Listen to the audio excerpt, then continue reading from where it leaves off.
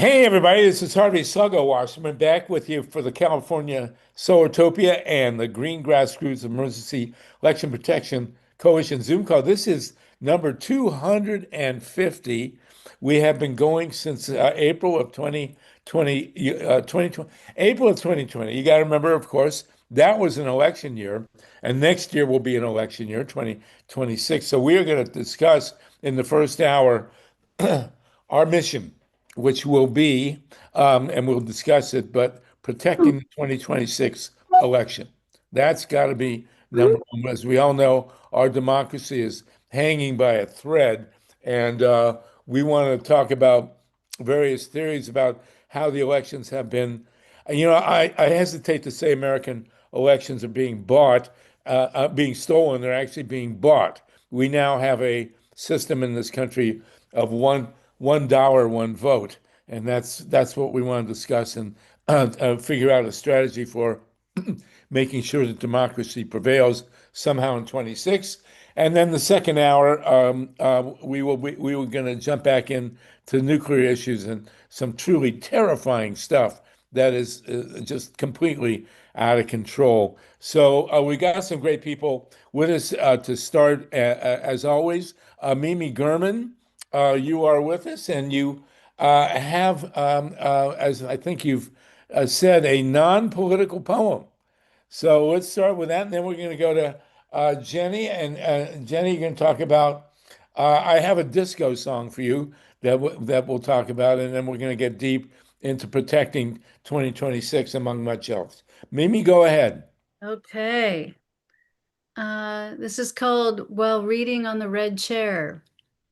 Sun breaks its way through the window, pouring its hurry onto the page of my book. It is just 3 days past Thanksgiving. The large herd of deer chew the grasses on the cut fields, lazy in the afternoon, looking like zebras cast inside the angled streaks of shade. Temple bells hang from the clothesline, twirl in breath of freezing air. I turn the page, but the mind lingers, crawling outside the book to all that is beyond the sill, to all that is in infinite gaze, blue sky and a delicate violet, fading feathered clouds. Hawk swoops into the mouse of hours, owl balancing on the beam of life. 9 deer, this herd, 3 does, 6 fawns. The young frisk in the wee hours, sisters pawing at the hips of sisters in the newly fallen skiff of snow, startled only for seconds by the familiar, curious dog. In the mountains far to the north, Buddhists share prayers with Buddha.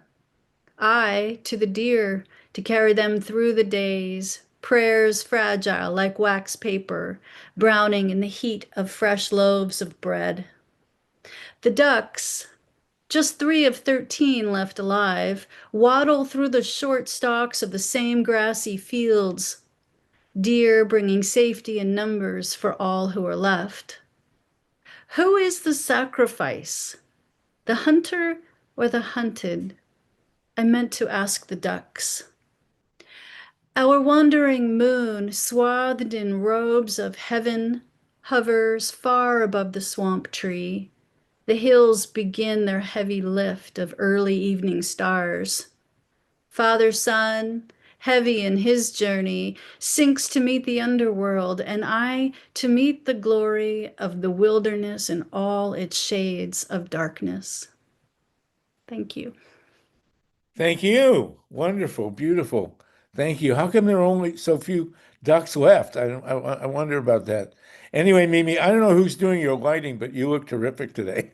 Oh, thanks. I had to move to the bedroom. There's a lot going on in our house in Portland right now, and so the lighting is just weird. Oh, it's good. I like it. It's Okay, cool. Thank you. kind of got that. Okay, listen, we're going to get a couple of small things. Then we're going to go to Jenny Gage, and then we want to talk about election protection going forward. But let's deal with that. A couple of things. Uh, Jasmine Crockett is talking about running for Senate in Texas. That will be entertaining. I think you all know Jasmine Crockett. I have predicted that she would become best buddies with Marjorie Taylor Greene. We'll see if that's going to happen. We also had Alina Habba. I don't know if I pronounced that right. That's Trump's one of Trump's women. I don't know how to characterize it, but he put her on the courts, and she's now resigned and is going to be a special advisor to the. I can't, it's hard to call it the Justice Department anymore. Whatever we want to call it, she's going to be there. And I also want to point out, and this really gets me going. I have been referring to Ukraine as the new Sudetenland. For those of you too young to remember, Sudetenland was a piece of Central Europe that at a conference in Munich, the Neville Chamberlain, then the chief, I think he was the prime minister of Great Britain, cut a deal allegedly with Hitler that if they gave Hitler Sudetenland, that he wouldn't attack the rest of Europe. We all know how that worked out. And I think it's very clear, and we can discuss this, that Putin is viewing Ukraine as a stepping stone into attacking the rest of Europe. And we can discuss that, but Ukraine's in a very difficult position now. And we have our own a guy who was characterized by the current vice president as America's Hitler, who's doing the negotiating with Putin, who I consider to be the current Hitler, and very, very dangerous guy, obviously. And but Russia has come forward and given outright praise, very public praise to Donald Trump. We know, of course, that public praise has no impact on Donald Trump. He takes it in stride.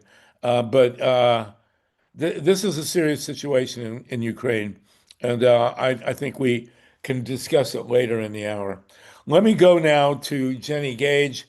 Jenny, it's so great to have you with us. And you are pursuing your, shall we say, asylum for people escaping the MAGA cult. The media is now filling with articles about the disintegration of the MAGA cult, the infighting, and all the other crazy stuff.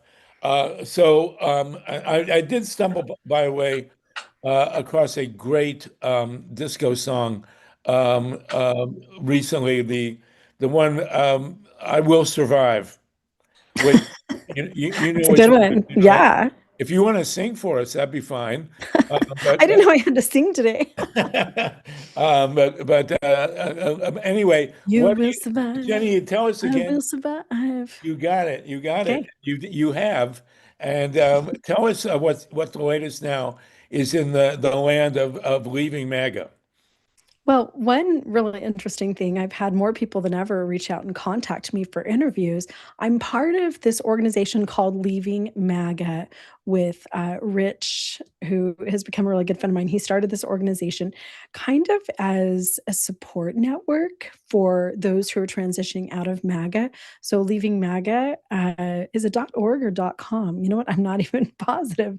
It's just in my phone when I click on it and I text Rich directly in the morning. So he was just on, I believe, CNN the other day, and then he was on the Midas Touch yesterday. And I had a reporter from London. He's in Washington, D.C. right now, and he writes for the Telegraph the UK Telegraph. And he flew all the way out with a photographer from Los Angeles to spend a few hours with me Wow. a Friday evening to interview me about leaving MAGA. And the article sounds really in-depth and nuanced. So he wasn't just interviewing me. First, he had spoken to, I think, 2 or 3 people who are currently very active, very passionate MAGA members. And then he, from London through Washington, D.C., all the way down to Tucson, which is a 2-hour drive for him, to interview me about leaving MAGA. So it was really interesting. I'm not sure when the article drops, but I'll get you guys that link when it does. And one thing that he said was that there are so many people who have just become completely disenfranchised with Donald Trump, obviously, but then also through that, then becoming disillusioned with the Republican Party and with conservatism in general. So he's following things going on in Washington, D.C., and probably knows a little bit more than I do just from that vantage point. So hopefully that's true. I don't know. But on Leaving MAGA, we have new people every week, and all of the stories are up of people who've left. I have a story that was written by, I think it was a 60 Minutes reporter, and we have all kinds of little mini videos. So if anybody's feeling depressed and like MAGA is going to take over the world, then go over to the Leaving MAGA website and read the stories and see the faces of people like me who are pissed off and leave. So it's a Well, thing. Everybody's doing it. Not we enough got people. Miles on the phone, it occurs to me maybe you're in Tucson. Mhm. Maybe you and John Brakey. Have you met John Brakey personally? No, Okay, so you we two need got to get to. together, Okay, well, and let's do it. I understand, and maybe somebody can correct me, but I understand that Congresswoman Grijalva was pepper sprayed. I Has anybody heard that? Um, I uh, hadn't. Was she uh, pepper sprayed here in Tucson I'm not or sure, elsewhere? but well, if anybody can track that down, we'd like to hear it. Donald Smith says he saw it somewhere. I didn't. I didn't make it up, so it's got to have come from somewhere. Have you met her yet, personally? No, because she's been in Washington. So Yes, I gainfully employed. gainfully employed finally, but I plan on it. So I'm sure she'll hold a some kind of gathering in Tucson upcoming. So, and also I'd like to. I'm back in LA now, and Mila is around the corner, and I'd like to extend an invitation to you. Maybe you could drive out here or hop on an airplane, and we could do an event for you in Los Angeles. you know what? That'd be wonderful. And I'd love to meet you too. So thank you. This is one of my favorite things that I do. Of all the podcasts and radio shows and people flying from all over the world to interview me, grassroots radio is literally one of my favorite things. You guys Well, just have thank such you. great conversations. I think it's because we're so stiff and formal here that everything flows. So also, there's a woman on the call you should meet, Eileen Proctor. She's in Hi, Eileen. Asheville, North Carolina. She does PR. Oh, there's ICE pepper spraying. I think what we're going to find out about ICE and the Border Patrol is that they have a private contract with the private prisons and that their motivation is to fill as many of these for-profit prisons as they possibly can, because there's absolutely no legal or any other or moral or any other justification for doing what they're doing. And back in my mind, it will be a piece called that immigrants are Trump's new Jews. I mean, he's basically treating the immigrants like Hitler treated the Jews as a scapegoating mechanism to build profit. And a major incentive that the Nazis had for rounding up the Jews was their property. I mean, Mhm. they confiscated a lot of art, famously, but also other assets. And I'm sure that's a motivation we're facing here. I did see Tom Holman, what is he, head of the Border Patrol, interviewed the other day, and he, of course, famously took a $50,000 bribe from somebody and was asked in a Senate hearing, a congressional hearing, if he paid taxes on the money, and of course didn't answer. So we've got to look at that. But Jenny, it's great to have you. What is your website again? I am on YouTube at Life Take Two. Life Take Two. So being on YouTube, do you do a regular whatever? I What- post I post about 4 videos a week. I do live streams. I'm volunteering with, as you know, Chris Volpe, who's running for JD Vance's Senate seat, and I bring him on live twice a month and other special guests and things like that. So YouTube, I post quite frequently, and that's my main hub for everything. I do think, Sluggo, that since we have Jenny, it would be great to hear about what is happening on college campuses regarding MAGA, Mhm. because while it looks like people are fleeing MAGA, that is not necessarily what I heard about the youth. Jenny, would you mind talking about that? Absolutely. And this is something that's really close to me because obviously I have a huge Mormon family. I have a lot of family members who are not Mormon, who are evangelical and Baptist and other things that are also part of MAGA. And being the age that I am, I'm almost 52. I have a lot of nieces and nephews. Some of my nieces and nephews actually attended UVU, where Charlie Kirk was assassinated. And my own daughter, some of my children are being recruited into these really like alt-right Christian crazy pipelines that's absolutely stunning to me. So there's so much talk about people leaving MAGA and MAGA's crumbling, but I kind of relate it to when we were first married, living in Scottsdale, Arizona. It's really warm here. We had one cockroach that I found in my apartment one day as a young 20-year-old, right? So I Was it a squished it. Republican? I don't know. I thought that was the end of it. But when you have, there's never just one cockroach. We soon discovered that our apartments were absolutely infested with cockroaches. And there's always so many more waiting behind the wings.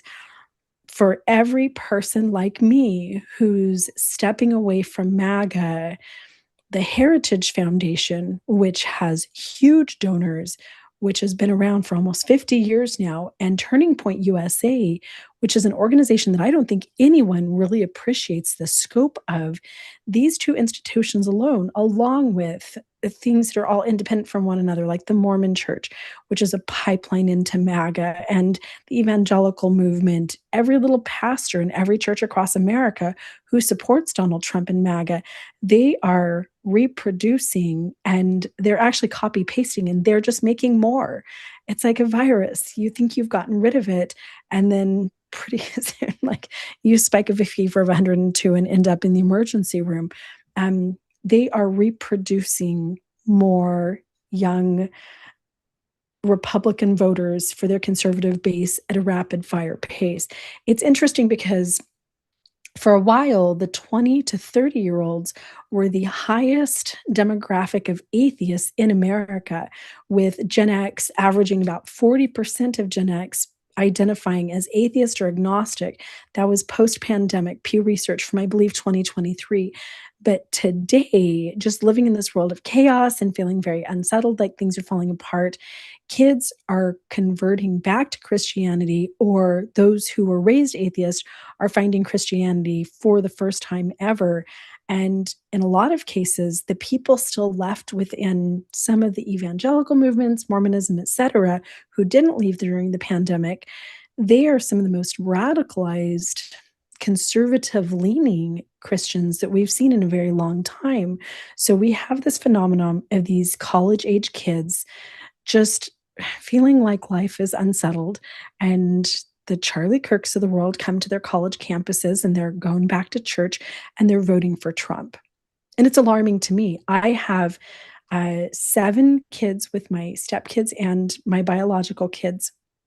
And 2 of my atheist children have converted to Christianity. One of them is a huge Turning Point USA. She was actually at Charlie Kirk's funeral, and she is so knee deep in this insane church. And it's, it's like a political religious mashup that it absolutely blows me away. Well, So, you know, what can I say? I mean, here we are, and it needs to be combated, obviously. So, we had a couple of hands. Ruth Strauss, am I missing you here? Um, did you want to say something, Ruth? Maybe you disappeared already. Well, okay. So, Jenny, I don't know if it's, I mean, we need to hear that. It's very interesting. So, the mainstream media, as it were, has been reported, a lot reporting disintegration on the right, an apparent rift between the traditional Republican Party and the MAGA movement. And it's going to be very interesting to track what happens with the right wing in this country going forward. But we rely on you and we're to give us the scoop, and we're really glad to have you be a fan of the calls. So if you continue to join us, and I'm going to extend the invite for you to come to LA, and we'll figure out a way to Thanks. get you a gathering. Okay. All right. Thank you so much. Is there anything else you want to say? Nope. I think it's a close game still, so we can't sit around and think MAG is crumbling because there's, you know, Okay. By the way, it is. It is. I was Too close informed to call. that the singer of the song that I recommended is Gloria Gaynor. So if you're looking for "I Will Survive," that's the one. Okay, thank you so much. I want to move on now. We want to talk about, or I want to talk about, and I hope everybody is game. You mentioned the Heritage Foundation. They are the source of the fascist Mein Kampf document, Project 2025. And what I would like to start talking now about is Project 2026. And how do we protect these midterm elections on which pretty much the fate of the earth depends? We're joined by Ray Lutz, who's one of the great experts in all this. Ray, as I have it on informed source, is in Hawaii looking at volcanoes right now. Jenny, I'll hope you stay with us, and all of us. Ray, oh wow, look at that shirt. All right, I think you win the prize for best Hawaiian shirt today. Anyway, is that a volcano shirt? Yeah, it's a volcano shirt. Yeah, we were trying to get here by when this last episode 38 was going. We've been timing it, pretending that we were going to Hawaii, saying, okay, it's starting to bubble. And so now let's act like we're getting our tickets. And how long will it take before it actually goes off? It's usually 3 or 4 days. And then So we would you're be there. talking about going from the West Coast, from California, Yeah. to the Big Island of Hawaii, specifically to see volcanic eruptions. Is that Yeah, right? exactly. I mean, there's a lot of people that do this. Oh I talked to somebody here who flew for like 15 hours, a guy from Japan who was here. I mean, you walk along the edge of the volcano. Of course, you're going to meet people that are here specifically to try to see this because this time around they had three fountains over 1,000 feet tall. You gotta, my if you haven't God. done it, dial it up on YouTube. It's really amazing. Doesn't But that scare the hell out? I mean, there you go. That's okay, the Big yeah. Island, right? Is that the Big Island? Yeah, that's a big island, and right now, it's just it looks like steam, but it's actually silicon dioxide Oh, good. gas. Don't breathe that in. No, Um, oh my God. but basically, this, if you look carefully, that little circle there around that, which is probably around 40, 50 feet around, maybe 100 feet, was gushing with lava completely in a vertical mass 1,000 feet high, and they had three of these. And then Oh, actually, one of their cameras was actually destroyed way over here on the other side because it was going. yeah, Um, aren't you paranoid that this is going to blow up and you're going to get roasted? I mean, really? well, you're pretty far from it. I mean, Okay. where they let you stand is you can't stand on that other side, but if you can see on that far side that horizon, like the very top of it, that'd be about as close as you can get. Yeah. So that there isn't any place to stand over there specifically, but you can get pretty close to it. I Oh mean, my it's so God. big. I mean, it's so big. But anyway, yeah. So let's get back to the subject. Well, wait. I gotta ask you one question. When you go there, do you bring marshmallows on sticks, or is that not part of the? Uh, what do we bring? We pack lightly, and Okay. no, we can't reach the volcano from here. All But right. we missed it anyway. We didn't get to see it, and so we're acting like we're looking at it. We're still enjoying ourselves, of course. Being in Hawaii is a good place to be. So, Okay. So let's anyway, get into it now. We're going to talk okay, about the volcano of 2026, yeah, which will decide the fate of the Earth. These calls started in April of 2020. And our primary goal in the beginning was to deal with trying to protect the 2020 election. And now we see the fate of the earth tied to the upcoming midterms. You, Ray Lutz, have been deeply involved with the mechanical side of these elections. I don't know if John Brakey has joined us, but everybody on this call, in one way or another, we got 65 people with us, has been concerned about protecting the upcoming elections. So give us a quick couple minute rundown of what your agenda would be for protecting 2026. Okay, well, first of all, let's just take an example because this last Tennessee election it wasn't super close, but 9% going from 22% down to 9% was still really important. Now, what if it went down from 22% down to 4% or even 1%, where the Democrats still lost, right? But it was really much more close. That would have been even more stunning. And yet, the type of audits that they do with risk limiting audits would not tell the difference between winning at 9% or winning at 8%, 7, 6, 5, any other value, like how close was it? Even the only thing it can tell you is it did not go over to 0 and minus. Okay, so it was not where the Republican did win by 9%. And in the main county there, which I think is Davidson County, it's where Nashville is. The Democrat won by 56%. Okay, so the margin was just huge. And then in Nashville, the Democrat had a 50%, more than 50% victory? 56% spread between the Democrat and the Republican candidate for that congressional district. So it is, it's huge. Now, people tell me, well, it's because the Republicans are trying to send a message, and if they know that the person was going to win, blah, blah, blah, blah. So it doesn't really, to me, it's still quite stunning to see that they moved this down from 22 to 9.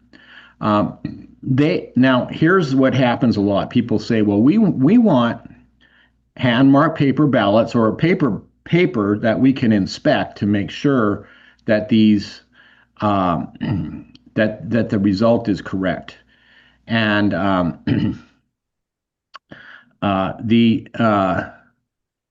if you go to maybe try the New York Times site and bring up Tennessee because they have a pretty good overview. But the problem is here, they're not planning to look at any paper at all to check this. None. So if you say we want paper ballots to make sure that a result is good, but you never look at it, you don't look at the paper to check your election, then was that election actually won by the Democrat? We don't know. We don't know anything about it, and because we do know that all of these machines can be massively hacked. In other words, you could go into the central tabulator and just change the results if you're an insider. And let me see if I have the one thing that I maybe can share with you. Yeah, tell you what. Maybe I don't know if you I guess it's not a visual medium, but that we're talking about. So, but the point is that in this Tennessee thing, we want to at least push on the desire of everybody to inspect some paper and make sure that the result is correct. Because we've been saying get paper, both the Republicans and Democrats alike have all been saying make sure that we have paper. Now they have some of the really worst machines in the world there. They're push button machines. They have buttons. And then they have this thing called a VVPAT, which is about a verified, voter verified paper audit trail, VVPAT. And it's a box that sits on top of it because what they had to do was to modify these so that they had some kind of a paper trail. What does it do? It makes a little tape, and the person who's voting can look through the window and say, okay, that's who I voted for. And in theory, you can go back and look at this tape and verify the results. The one problem, no one is looking at the tape to verify the results. So who has the authorization to look at to verify these elections? Right now in law, they only have to audit elections that are held in June. And who is they? The election board? The state of Tennessee. Whoever is in charge, I think it's the Secretary of State and the laws that they have there now, the statutes. specify that the elections in June and November will be audited for the top governor and president. Okay, and that's it. By whom? Who will do the auditing? Themselves. And that's another problem. When you're auditing yourself, there's this law called Goodhart's Law. And it means that if you, it basically, let's face it, if you're auditing yourself, you're not going to blow the whistle on yourself. You know, you want to make sure, it's like, please, patrol officer, I was speeding, give me a ticket. How many people are going to do that? They're not going to. So here's the question, Ray, here's the question. Let's cut to the chase.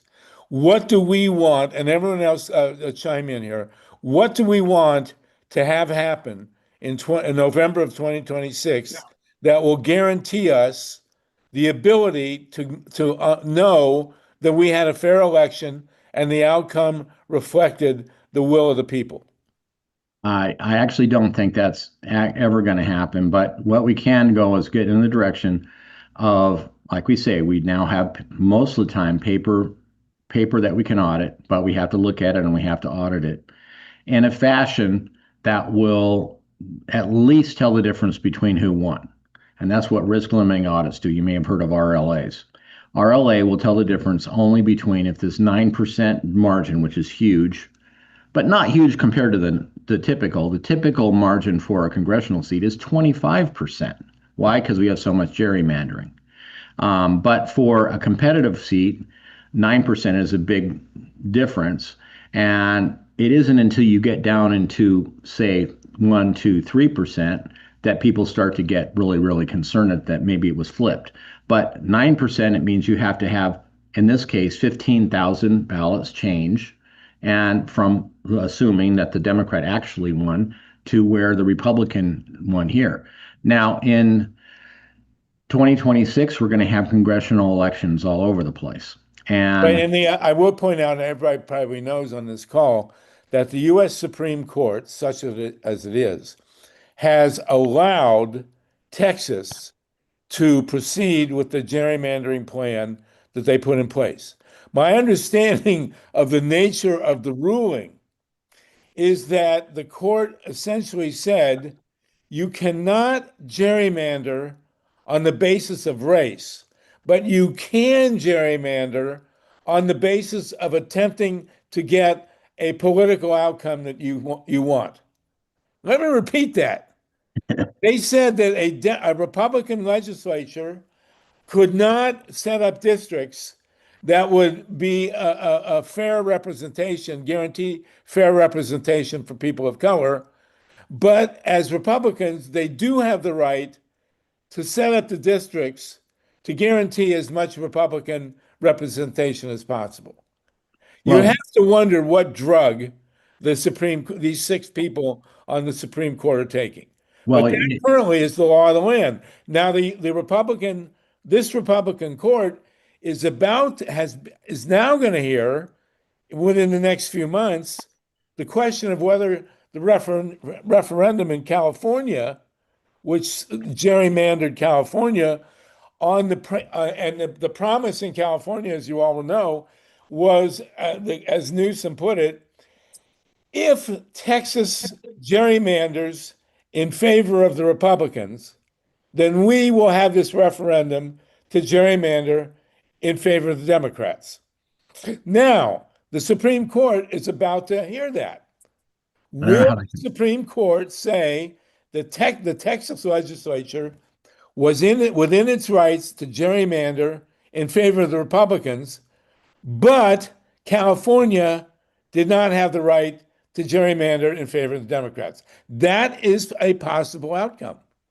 And you're talking about a swing of at least 10 congressional seats.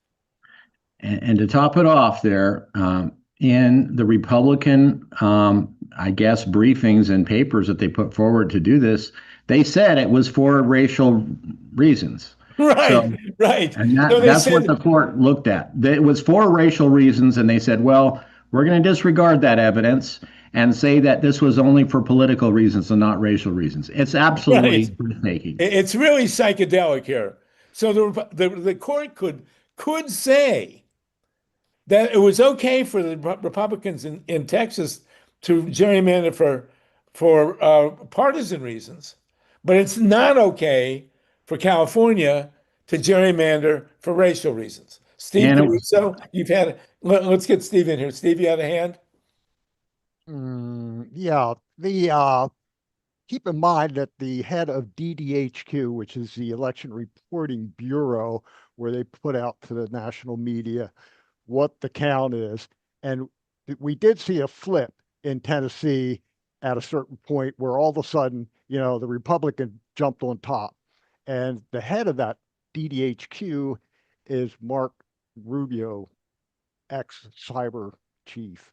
So it's something to keep in mind. Thanks. yeah, I think Yes, there are people who are arguing that there was a very suspicious leap.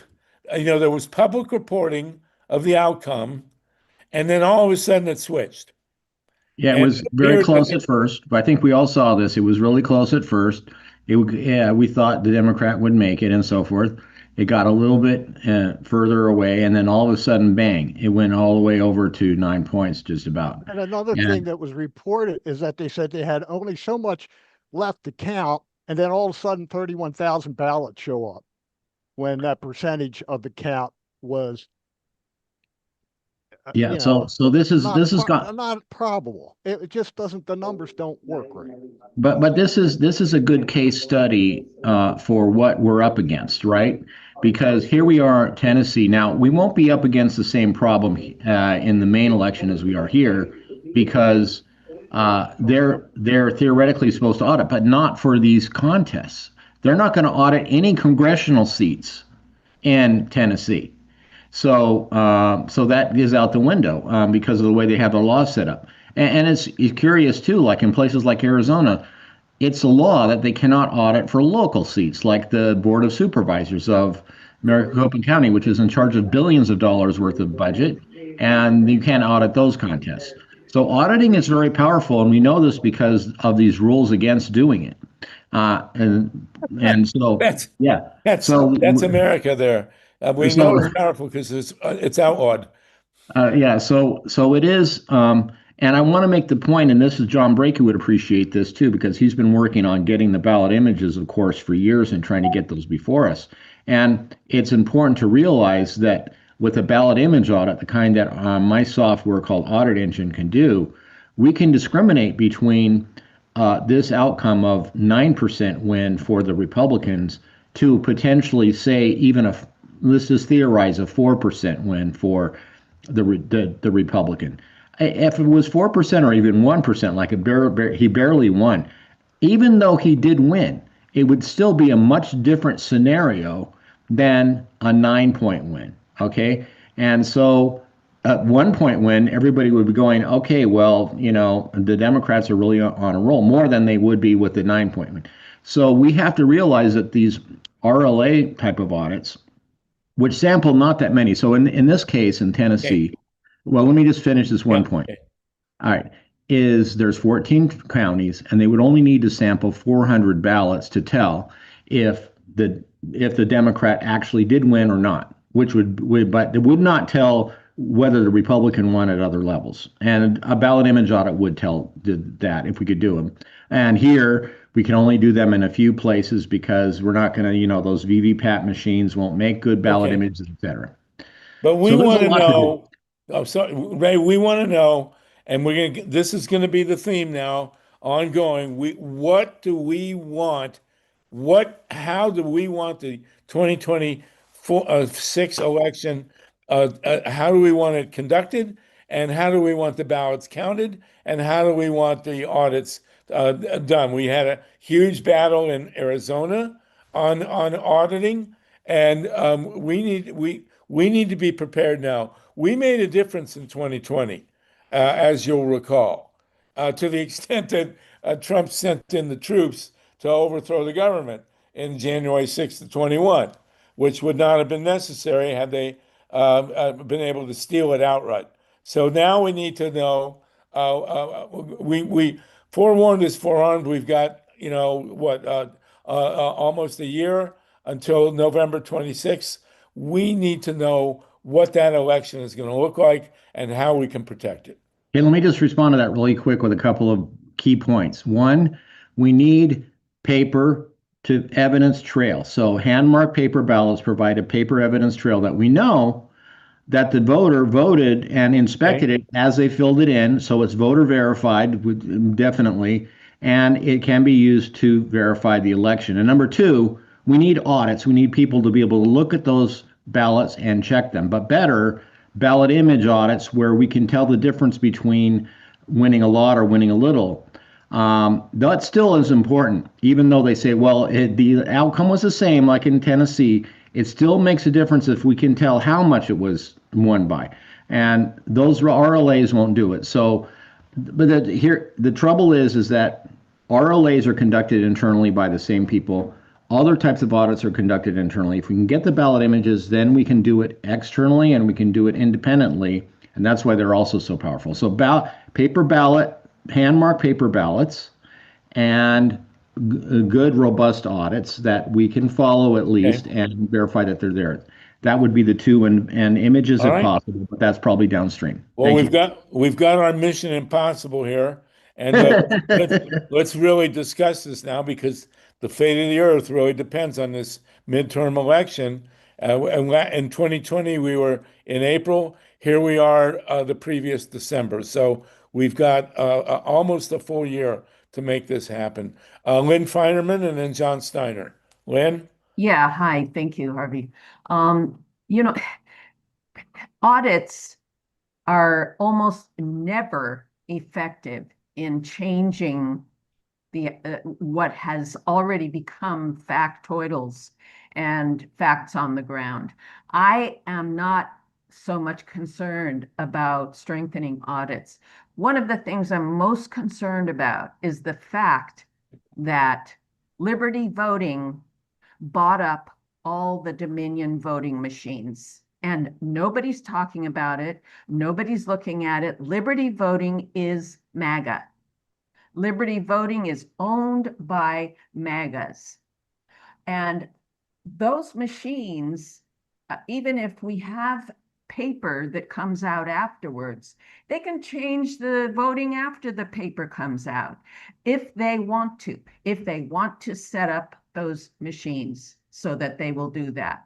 So I'm wondering, yeah, mission impossible, Harvey. Well, the other thing I'm just hearing, I've never heard this before, amazingly enough, having been in this 25 years, that there are actually fake counties that have been factored into elections. I just saw, is there a Burke, Burke county in Florida? Are there actually counties that don't exist that were counted into the vote total? I wouldn't be surprised. Well, I see Paul Newman seems to agree with that. It's astounding. Let's keep, we got 69 people with us, John Steiner and then Paul Newman. Hey, Ray, thanks for being on board again. There's a story going around that 31,000 votes were found after the tallies were in Tennessee, and just wondering if you're hearing that and any comments. Ray? Okay, sorry about that. I haven't seen that direct evidence. I have heard some notion, but I'm willing to look into anything. We're trying to get more evidence of what did happen there in terms of just the reporting, and so that we can try to do some statistical analysis. But the statistical analyses are hard to actually prove anything. What we wanted to do, though, was just get to square one where we're able to say this looks fishy enough so that we at least need to get some more data, and then we could maybe get through the first round of court. But you're right. I mean, honestly, they've constructed this, and I mean, the people in charge have constructed our voting system so that it's in the most inconvenient time of the year, right after, right on top of, November, Thanksgiving, Christmas, all that. And that's when we're supposed to be actually reacting and taking effect within days or hours. So they certify, and you only have 2-3 days to respond to the certification and say we're contesting it in court. Then court has a big brick wall saying You have to get by this and prove it ahead of time before you can actually get to any more evidence. And therefore, these ballots that are supposed to be the paper trail that we follow, we can't get to ourselves. And that's why the audits are important, even though I admit I think that they're mostly just theater. However, they're the best that we have for looking at the paper record. And so I still think that even though they don't find things, if you're there watching, then they're more careful not to do something wrong. And just think about this. The most psychologically active image that there is, they say, is a picture of eyes looking at you, even if it's googly eyes. I mean, they don't have to be very good. They put this image of eyes next to an honor system coffee nook where you're supposed to put in 50 cents for your coffee, and donations went up 50%. So just looking, having people there and knowing that the audit is going to happen is very, very important because it keeps people honest people honest. It doesn't keep cheaters on, it doesn't make cheaters honest people. Okay, so we're up against basically a group of people that are willing to cheat in any possible way. In fact, they've said so. In fact, Trump has said, "Go ahead and try to vote twice and see if it makes it through." So they admit that they're doing this, and we watched it. They're proud of it. And we watched the bribery going on of millions of dollars to get into our thing. And and what they're doing is, I think they're going after the nonpartisan voters who could swing either way, and just completely bribing and so forth, and getting them. So you see on our statistical analysis that the Republican voters are really are turning out according to the statistics of the area, and the Democrats are not. And we're not sure about if this is because it's been changed or not, but that is the case. At least it was in Nevada. This thing with Liberty But vote. do we really know that this is actual people turning out or not turning out versus manipulation of the ballots? In other words, they say Democrats aren't turning out. How do we know they're not just pitching the Democrats' votes into the river? Exactly. And you know what? We also have the Postal Service involved here. We have what's his name, who was, a big MAGA supporter, Trump supporter, who is the Postmaster General. DeJoy, but he's gone. Louis DeJoy, he's gone now, though. He is. I didn't know that. Yeah. Okay, learned something new. Well, who knows? I think he went and looked at a volcano and it okay, well, maybe he tried to walk out too close. That wouldn't be too bad, maybe. But anyway, the point is that any of these election offices can also be infiltrated. What we just mentioned about Liberty Vote buying Dominion, absolutely. I wrote an article on Substack where the lines of all of how murky this Liberty Vote actually is and who actually owns it is just crazy. And I'll put that in the chat room.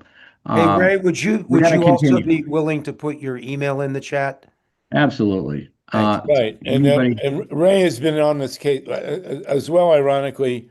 Well, Ray is the embodiment of these calls because he's been with election protection for God knows how long, and he also helped shut the San Onofre nuclear plant. So those are our two primary issues, and Ray is our poster child, especially given that shirt. We're over 70 people. Let's go to Paul Newman real quick. Paul, go ahead.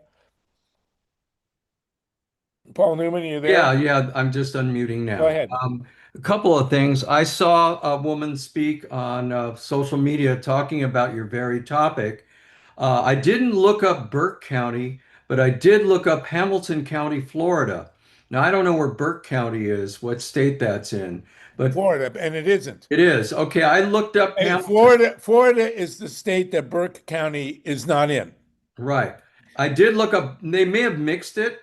So there were ones that were there and were ones that weren't. And I looked up Hamilton and it was in Florida, but I didn't look up the other ones. So it's quite possible you're right on that. Another thing that scares me is even if a majority of Democrats get elected, I heard that the head of the House doesn't have to swear them in. Now, I don't Well, know if but that's, if the head of the House has to be elected when a new Congress comes in, that would be an interesting situation. But that and worth raising, Paul. I don't know what we saw with Grijalva that Mike Johnson wouldn't swear her in. So I mean, they shut the government basically to Mhm. prevent Grijalva from being sworn in. Yeah, I That know. was that was the number one reason they shut the government. Meanwhile, the guy that won in Tennessee, what's his Epps? He was Van sworn Ness in right away, immediately, yeah. immediately. I mean, I'm so sick of this, and I think everybody should be mad. And I'm really worried that there's just too much, what's the word, fuckery going around, and we're getting screwed. And Well, this we has have got to that, but that's the stop. point of these calls. We've got to strategize. For example, the other thing I wanted to raise with Ray real quickly is the seven swing states in 2024 all were decided with a relatively similar margins, which were just enough to prevent audits. And the theory is that that was the work of Elon Musk, that his hundreds of millions of dollars were guaranteed, were aligned, were aimed at producing margins in the seven swing states that were not auditable. Is that a credible theory, Ray? Yes. Okay. So number one, all of the results in the central tabulator can be modified by whoever the insiders are there without any trail at all. And this was shown actually in Mesa County, Colorado. And you may have heard of the case of Tina Peters, who was sentenced to 9 years in prison for getting some of the machines and having her team investigate. But we did find out one thing from her team that was valuable despite all of the illegal methods that she used. And that is that they had not just the election management system that is the formal system that has all these approved parts that have to be in a list and verified, but there was one more part that was added, and it was the Microsoft SQL management suite, which lets you modify the database without logging into the voting system and modify it as much as you want. And they actually documented how they were able to do this and modify voting machines so they would come out with the opposite thing. But you could actually do almost anything and change it. Now, the only way to detect that is to look at the paper record if you have it. And you could detect it fairly easily if they do it. However, these audits can also be fixed and can thwart any kind of actual detection. And that's why you have to watch them very carefully. Can we do all this watching and make sure that it's done right at this point in time? It's very, very difficult to do. I'd love to have more people doing it. As I say, just going in and being there and watching as best you can with your eyeballs is worth a lot. I find stuff every single time I go in, and then we try to follow it up with letters and so forth.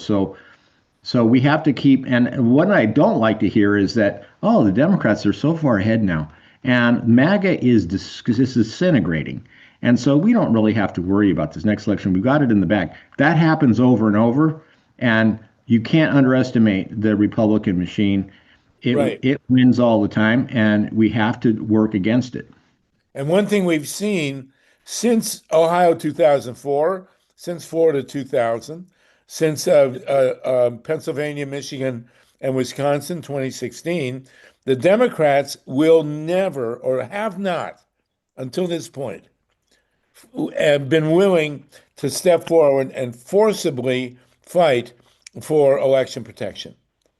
And, the fact that Kamala Harris disappeared, literally disappeared the day after the 24 election when so many questions about the conduct of that election were still unanswered. And Mark Elias, who has tremendous expertise, never supports us, never backs those people who are so strongly concerned about election verification. And we have Greg Palast, the great Greg Palast, who has documented for the last 25 years the Vigilantes Inc. and the discouragement, the disenfranchisement of so many people. We can't get the Democratic Party to act on that either. So we need a game plan, and it will be the purpose of these calls going forward now. And Harvey, how is it that the Republicans cheated like hell and tried to overthrow the 2020 election, with Biden and raised hell and went, I mean, constantly. But meanwhile, when this happened with Kamala, nothing. Nothing, nothing. It's amazing. You're Election 100% right, denial Paul. works both ways. It works both ways, whether you lost it or you won it, you can't deny what the election actually did. Right. So we need a game plan. God knows we've got the expertise. I had dinner with Greg the other night. Bob Petrakis is still around. We've been doing this since Florida 2000, and 2026 will be 26 years. And we need by early 2026 an ironclad game plan to protect that people get the right to vote so they can actually cast ballots, that the ballots are in a form that they can be verified, and that we have recourse to a stolen election or a bought election. So When you got two guys in the United States worth $500 billion each, and both of them are friends of Trump, that's Ellison and Musk, that your democracy is the in danger. regular And then when you have the Supreme Court issuing rulings like they're doing, we're up against it. And we have no choice but to win here. Who was trying to speak? Yeah, the regulatory agencies are captured. You have this one that looks at the voting machine, Pro V and V, and they signed off ridiculously on this minimalist change to the machines when what they did was take out or change the config file where the hash cannot be checked inside the computer saying that the software has been changed. So if anybody goes in and changes software, you won't know about it. Right. And It- that's the back door to the whole thing. And this was for ES&S. Well, Dominion now is in the hands of this other guy. So Right. we have no idea what's going And to we happen. do have John Brakey has been advocating, digital imaging of hand-counted paper ballots, which should work, but there are all sorts of pitfalls. We have to produce a document and a game plan over the next couple months that are going to protect this election. David Saltman, and then we're going to move on. Ray, it's great you're with us. If you want to stick with the second hour, we're going to talk about nuclear issues with which you are very well familiar. Dave Saltman? I'm just trying to make sure I'm hearing this correctly. You've been fighting this, you yourself, Sluggo, and your incredible dedicated team and Ray, for many years now.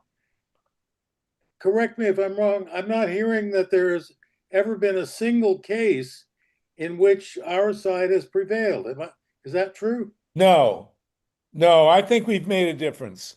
No, I'm not first of all, has any election been declared fraudulent or well, I don't think Yeah. Joe Biden. I don't think Biden would have been elected in 2020 had it not been for paper ballots. I mean, there's no way he would have won. no, you're not. That's not my question. Has any election been shown to be done incorrectly Yes. because of fraud? Well, not necessarily fraud that you can prove was fraud. It could be fraud that was made to look like a mistake, right? And there's enough loosey-goosiness of these machines. Let me give you an example. ES&S, which is used by probably 37% of the counties in the country, millions of voters.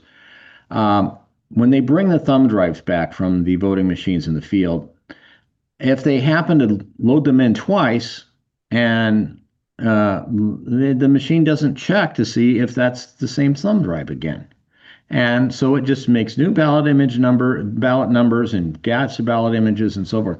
Unless it's checked, then they think, oh, we had just more batches from that. Now, there were cases, though, where this sort of configuration error had been detected in New Jersey and other places, and it did it did flip the election and not we're not talking about the presidential contest. We're talking the trouble is that the presidential and these congressional seats are so consequential, and it takes such a big movement to actually try to get it to get involved there that it's extremely hard for them to ever admit that it was wrong. But in these cases, they had to go back and then say, okay, well, this person that we said was the winner actually wasn't a winner. And so we're going to have to reverse this because that was the evidence. And once you get to the evidence, you really can't, like in the case of Georgia in 2020, they did a hand count. Now, there was a lot of problems with that hand count, but none of the people who were trying to show that Trump actually won that were able to. Okay, so they weren't able to do it because of those hand counts that were done. In 2024, we didn't have those same level of hand counts. We had ballot images and so forth there, but maybe he did win. I don't think Dave Saltman there'd be a single Democrat in the Congress if it wasn't for election protection. I mean, these people have no boundaries, and I will guarantee you 100% that Joe Biden would not have won in 2020 without the election protection movement. It would not have happened. And so, and look at the two Senate seats in Georgia. Those seats would not be in the hands of Warnock and Ossoff had it not been for the election protection movement. So we have 26 years, 25 years now of expertise since Florida 2000. And we know we know what the vigilantes are going to be doing to prevent people of color, et cetera, from voting in 26. And we know that the hand-marked ballots are critical, and we know how they need to be counted, and we know how they need to be audited. So we've got almost a full year now to protect this election. And if we don't, we're screwed. You're right. That's it. I mean, as best I can tell. And from 2020, a lot of progress has been made. There was some mistakes made at first with HAVA, with the Help America Vote Act. They said, oh, well, these punch cards, which actually were pretty good, they're terrible. We're going to go over to all touch screens with no trail at all that we can check. And they did that. Then we had to recover from that mistake and try to get these older machines removed. Now, at this point, we are, and realize in Georgia, 2020 in Georgia was the first election where they did not have all DRE with no paper trail machines. Suddenly they had a paper trail. DRE is direct recorded entry. That's where you punch. Right. It's called push and pray. Yeah, so it's a Bob touch screen. Petraeus came up with that one. Touchscreen machine, and you say what your vote is and you say vote, and then it goes into a memory somewhere. And either the machine can die because of power out, or it just get changed later, and there's no way to tell. So those are absolutely, and they said these are so bad we have to get rid of them. And so they said, well, let's add this little printer to it, and it's called a VVPAT, voter verifiable paper audit trail. And they're thinking, oh, the voters will look there and make sure that it's printed right, and then later we're going to check that print to make sure that it's right, but nobody does that second step very much. And in California, they for a while they had to check 100% of those VVPAT machines if you use them. They had to check them all 100%. Okay. So, and some places are doing better. Usually like California is okay, but they still not doing the bottom line, Ray, is we have people like Ray Lutz. Go ahead, finish up, Ray, because we got to move on. Okay, good. That's enough said. We just got to work on, again, hand-marked paper ballots are the best.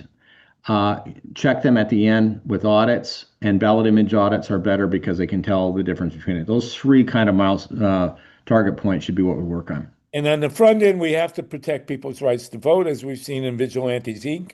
and so many other places, right, Ray? And this gerrymandering that's going on, that is absolutely, we have to fight against that.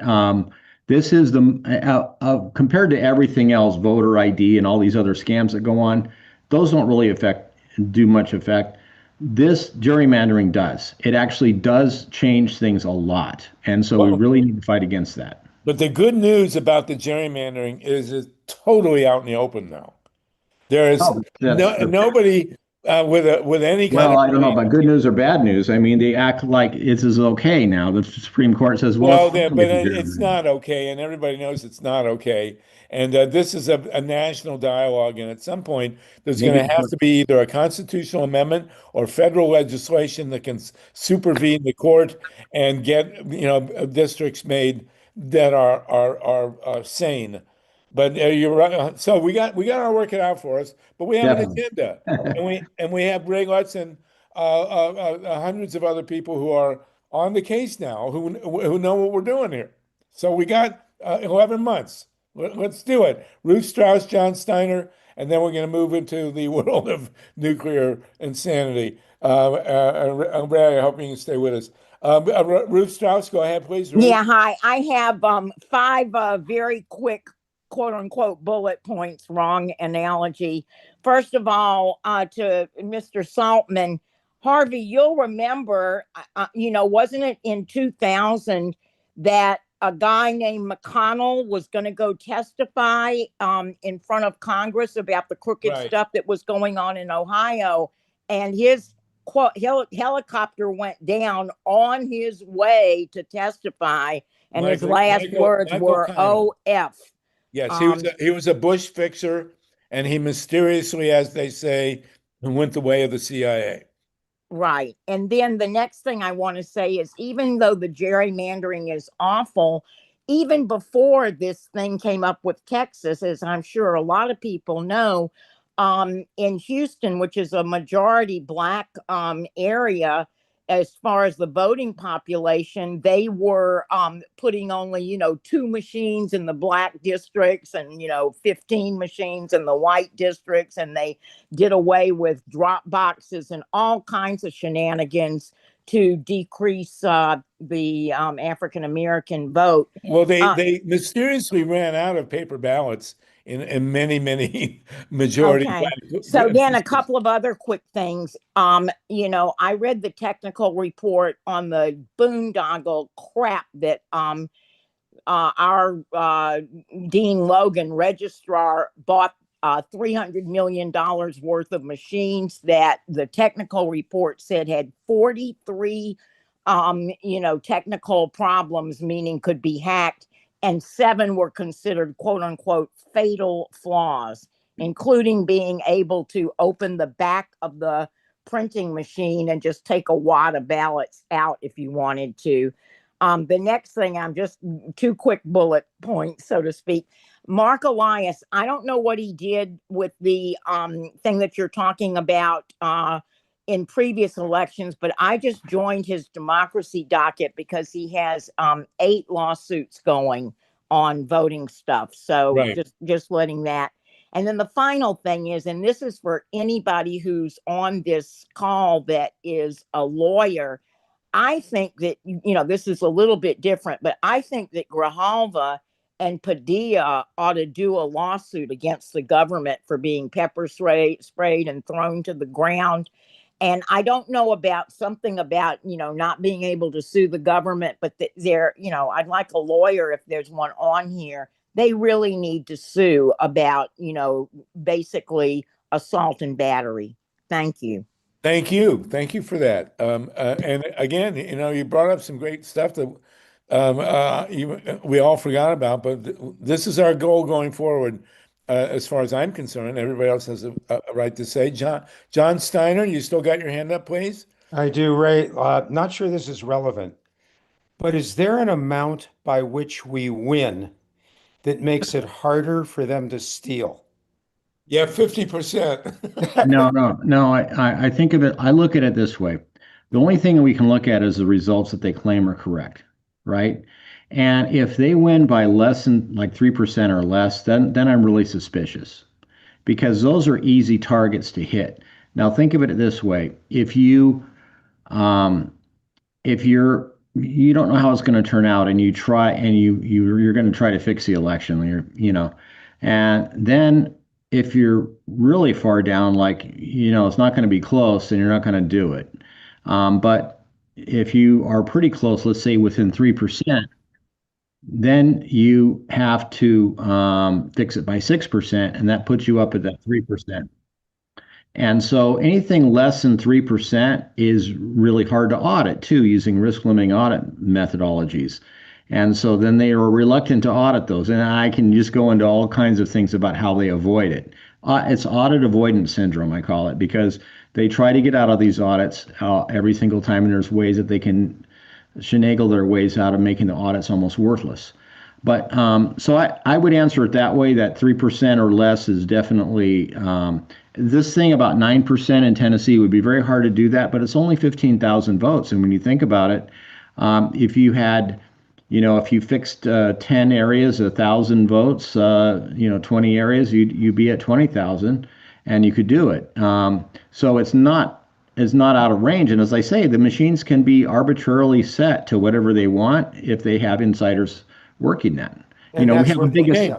we have And a that's big what- assumption of we trust the election officials, No. but unfortunately we can't. And that's where we're hearing that 30,000 votes were counted after the fact. I'll send you that information. Yeah, send it to my email. Thanks so much. Okay, you. and again, remember, in 2024, 7 swing states went to Trump just outside the margin that was auditable. And I think it's important to point out that the 2024 election was not stolen, it was purchased. And there's no doubt about it. I do not believe that Donald Trump was the legitimate winner in 24. And we know that Kamala Harris walked away the next morning. And that's got to change going forward in 26. So we need to produce the game plan and the document. Thank you so much, Ray Lutz, for being with us. If you want to stay, we do have Roger Rapoport here. Roger, are you with us here somewhere? Let me take a quick introduction to a new segment here, and then we'll rock and roll. We will not be meeting, by the way, in it's the 22nd and the 29th. We will not meet. I believe that's right. 15th we will. That's next week. But the week after that and the week after that, in between Christmas and New Year's, we will not be meeting. We'll take 2 weeks off for the holidays, and then we'll resume in the actual 2026 to do what needs to be done to preserve our democracy, what's left of it, and B, have a fair get rid of nuclear power. 2 small tasks that we've been on for 6 years, and here we are. This is number 250. Okay, Steve, do you want a cut and then restart or whatever you need to do?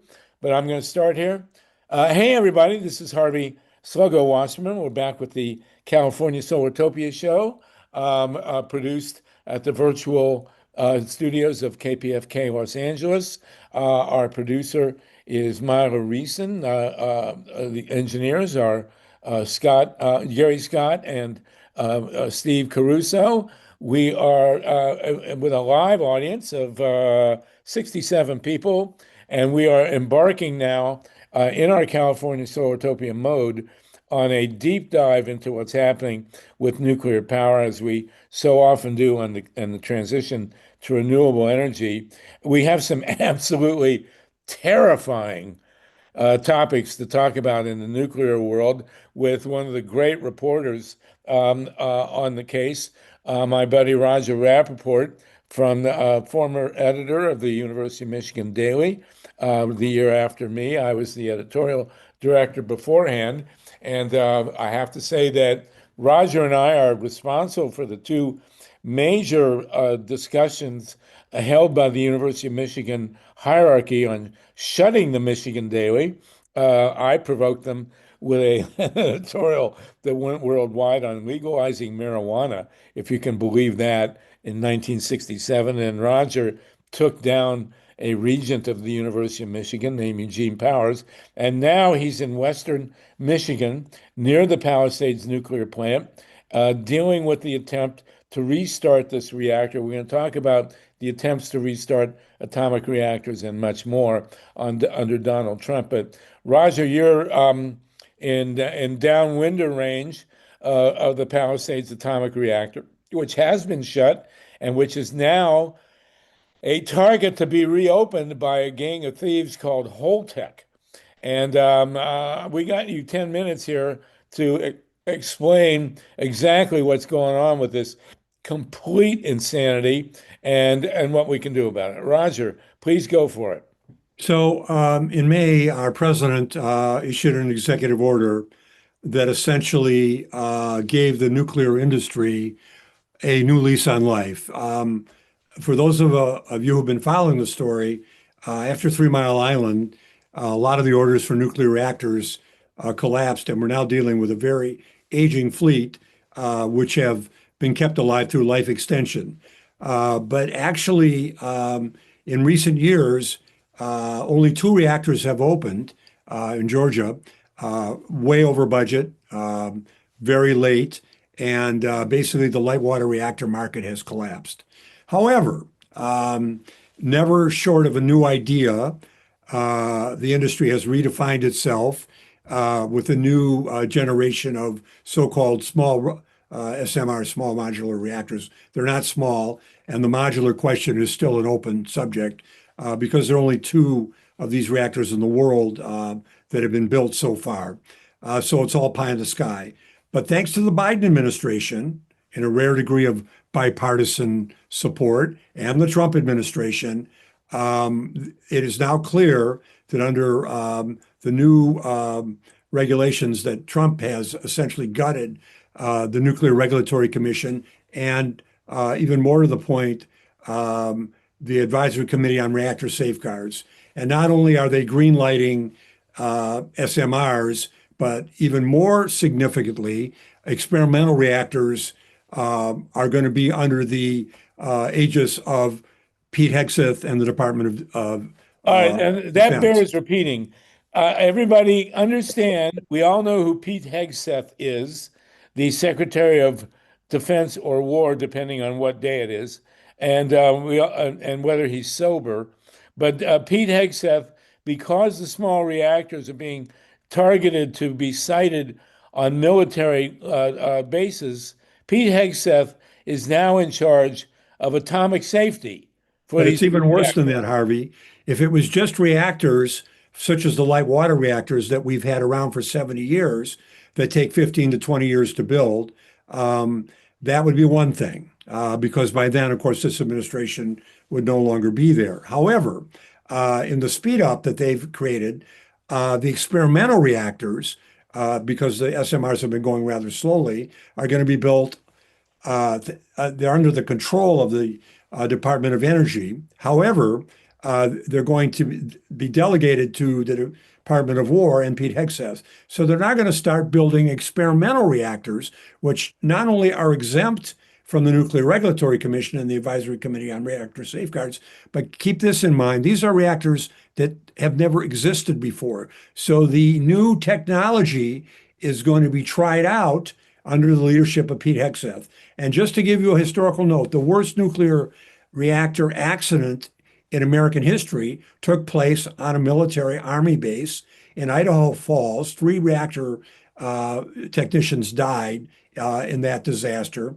And it was the single worst in terms of fatalities, a tragedy. And this small, tiny reactor in a matter of seconds went, just basically exploded. Now, that doesn't mean that this is going to happen again, but it's an example of what happens when you're in a hurry. And you have to look at the executive order to understand how much of a hurry Trump is in. I mean, he's setting not just deadlines, he's actually setting numbers for the number of 10 new large reactors, 5 gigawatts of power uprates, et cetera. Deadlines, plutonium processing sped up, uranium sped up, pursue agreements with private companies. Billions and billions of dollars are going out right now to startups. Keep this in mind. Westinghouse and General Electric, which have a lot of experience building nuclear reactors, are not bidding on these projects. And even worse, the fleet operators who actually operate nuclear power plants and have decades of experience are also not playing in this arena. So basically, the work is being done by startups, companies that have never built or operated nuclear power reactors. So the question now is not if, it's when there's going to be another potential event. And I want to sketch it out this way. There is absolutely no question that the restart of the Palisades reactor is going to lead to one of two things. This is going to happen almost sometime early next year.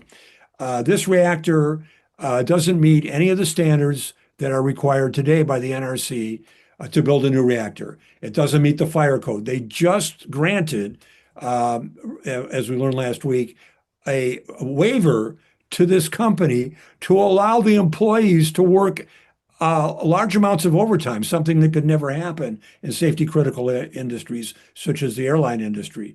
So this is, again, never happened before. And why are they doing this?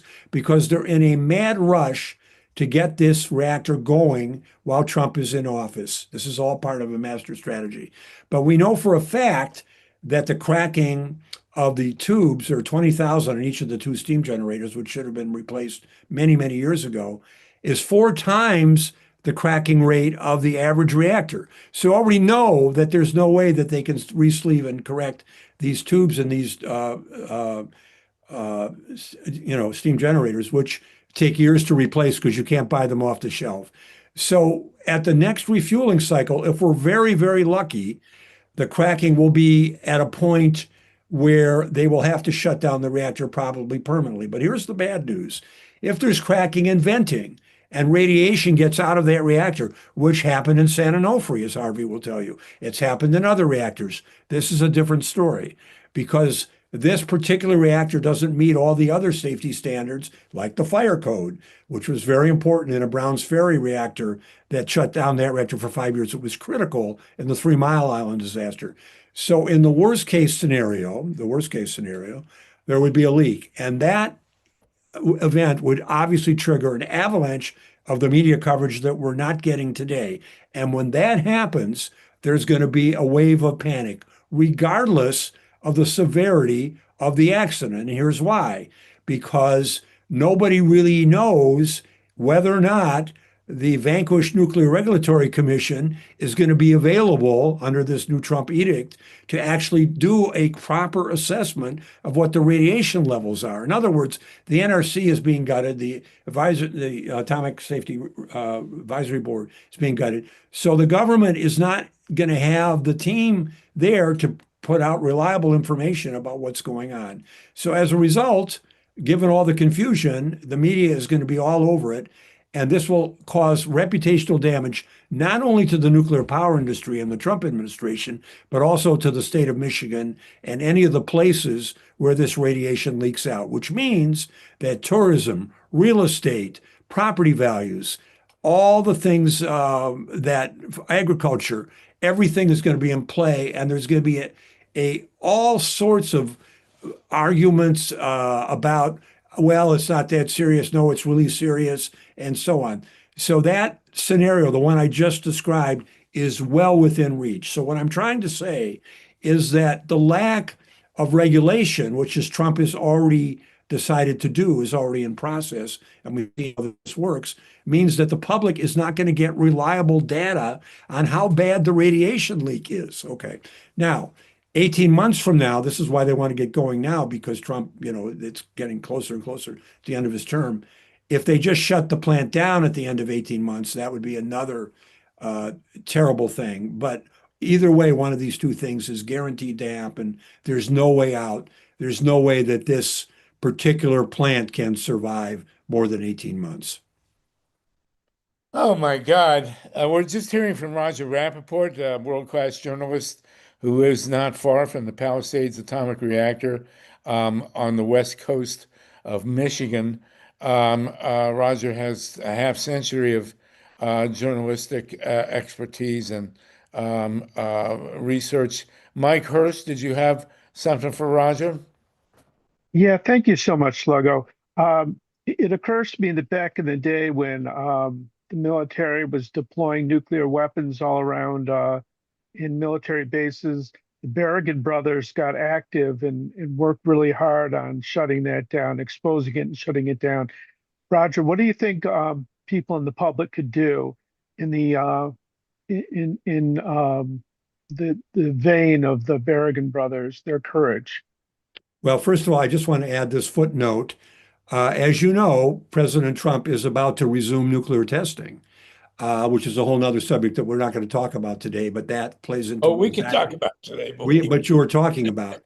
My mother in the 60s was part of the Ban the Bomb movement, and she used to go out on the street here in my little town, and there were 6 people that would show up. And a couple years later, 3 years later, the bomb was banned. So the answer is yes. I think demonstrations are one thing. The other thing that everybody can do, because this is the most poorly covered story in America right now, is to do everything you can, everywhere you can go, to share this document that I just put on the message to everybody, which is Trump's executive order. Simply reading that and realizing that Pete Hegseth, our village idiot, is going to have control. That's a crowded category. Yeah, is going to control the future of nuclear power in America with absolutely no training whatsoever. And keep this in mind, when the accident happened in Idaho Falls in 1961, one of the reasons it happened was they didn't train anybody. And the idea was, we want to make this really easy so we don't have to train anybody, so that anybody can do it. And the reactor blew up.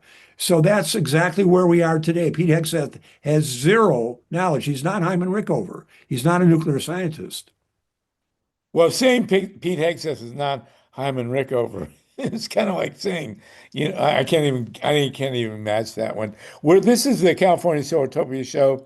We're talking with the great Roger Rapoport about the nuclear reactor they want to restart at Palisades, Michigan. I'm Harvey Sluggo Wasserman, your host. Your producer is Milo Reeson, engineering by Gary Scott and Steve Caruso. We have a live audience of 65 people here listening to a horror story we cover every week, various issues having to do with energy and nuclear power. And the restart of the Palisades atomic reactor is about as scary a scenario as you can imagine here, especially with the gutting of the Nuclear Regulatory Commission, thanks to Elon Musk and Donald Trump, the NRC, which has never been much in terms of reliable regulation or protecting the public, is now not even a thing, basically. I mean, does the Nuclear Regulatory Commission have any staff remaining, Roger? I mean, Yes, what they do we have know staff. about what's Yeah. left of the Nuclear Regulatory Commission? Yes, they have staff, but it's very clear in the executive order that their role is singly one thing, which is to promote nuclear power any way they can. And that's why, for example, Holtec got a waiver on the safety requirements that are mandated for every single other nuclear power plant in the country. And they did it with light speed. So in other words, they're just turning away from any possible delays whatsoever. They're even allowing them to work overtime. And this is equivalent to essentially firing half the air traffic controllers right now, and then saying, "Oh, by the way, if you've got a new airline, just go ahead. We don't really need to have you meet any requirements. We'll take your word for it." And that's what's going on. So all these startups that Hegseth is going to be dealing with, these contractors, are not the veteran nuclear power plant manufacturers who have their own safety rules in place for their own blood. And to give you an example, something that has never happened before in the nuclear power industry, an impossible accident. One of the workers fell into the reactor cavity pool and had to be fished out. Thank God he was wearing a life jacket. This has never happened before anywhere in the world. It's unheard of. That just shows you the level that Was he they're wearing a working at. swimsuit? Did he have He had a life jacket on, but they stupidly didn't have any barrier to prevent him from falling into the reactor cavity. It's unheard of. This is an example of the inexperience of Holtec, which has raised billions of dollars, but they can't put up a barrier, or in front of a reactor vessel pool. So this just shows you the incompetence of these people and the fact that the NRC still has not issued a report on this, which they would have done under the old regime before all the cutbacks, thanks to Elon Musk. It's staggering. I mean, well, before I babble on Ray Lutz, now, Roger, you should know Ray Lutz. Everybody should know. We just heard from Ray on election Right. expertise. Ray was instrumental in helping to shut the two reactors at San Onofre, and there are a lot of duplicate issues here. Right, it's the same issue. It's a steam generator that should have been replaced 20 years ago, and they kept giving them waivers because they were going to close the plant. And then they did close it, and then the company that was supposed to take it down just secretly and quietly began working toward a restart. And we have 64 people still with us. At San Onofre, they put in brand new steam generators that they must have got at Kmart or Walmart or something, and then they immediately leaked, like you're predicting will happen at Palisades. Ray Lutz, you want to jump Yeah, in? yeah, that's exactly true. They did get these new steam generators at San Onofre. First of all, they're the largest steam generators in the world. No other plant has them this large. Nobody really knows how to make steam generators this big. They went to Mitsubishi Heavy Industries, which had made only smaller ones, and they said, well, we're not sure if they're going to vibrate too much or not. And in fact, the consultant said, I want you to make up a model and verify that it's not going to vibrate too much. And they said, no, we're just going to go with the computer modeling, even though the computer modeling was based on a square grid of things. And this one had a triangular grid. So they knew that the model was incorrect, but they said, we're going to change it so that it's still going to be correct. And it ended up within 11 months just shaking itself apart. And then they had, which was good in a way, because we wanted to close the plant for a long time. And so we were able to close it because of that. But now, of course, they're talking about restarting everything. But let me just bring up two very problematic issues. Number one, Holtec, which is behind these new modular reactors, is also the group that takes care of the waste. The Holtec makes waste containers, and that was their main business before. They had these containers at San Onofre. Moving the containers only a few hundred yards from the spent fuel pools out to this underground, not very far underground, by the way. It's just down under, they just put it from the top down. They had one of these things inside of its thing, and it had the bottom of it had hit one of the internal flanges by only a quarter of an inch. These things weigh like 100 tons. It was teetering on this. They released all of the rigging above, and it was just about to fall 18 feet into this hole when they realized that something was wrong, and then they gathered it back up. But the overall problem with this whole category is it's too dangerous and too complex for human minds to be able to make it safe. Another big factor here is that the way the laws are structured in this country is that you cannot, as an activist or whatever, say, we think this is unsafe, and that can stop the project. There's no way to stop them by safety. They are required to go in if anybody wants to put one in. And then the people there in that area they don't have any option but to just say, well, we don't think it's safe. They go, well, that's off the table, but do you think it's going to cost too much? Or some other factor. And, in California, they said, well, you can't put one in until we have a place to put the spent fuel. And of course, all of this is, Yucca Mountain was never really a real project to do it. It was just, in my view, never going to happen. But they needed to have something going to say, here's where we're going to put it. And that's off the table. The Consolidated Waste Facility in New Mexico just pulled out. And they said, the waste facility, there's no place to put the waste. Okay. I beg to, Mar-a-Lago, I think it's perfectly engineered. Yeah, So, we thought also the ballroom next to the White House. That's why it's so big. Okay, good one. We also had posters about putting it the Southern California Edison parking lot up where their headquarters was as a good place for it. But anyway, it's a hugely problematic, especially as AI comes online, and you have now almost a religious experience going on about saying that AI is we're going to have to do whatever we can to provide all of this, double the energy requirement suddenly, and forget all the renewables and everything else. In nuclear power is fine. It's not.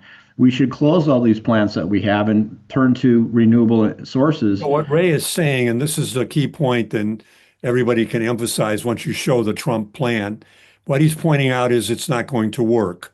There's going to be a failure. There'll be an event. There'll be a 3 Mile Island.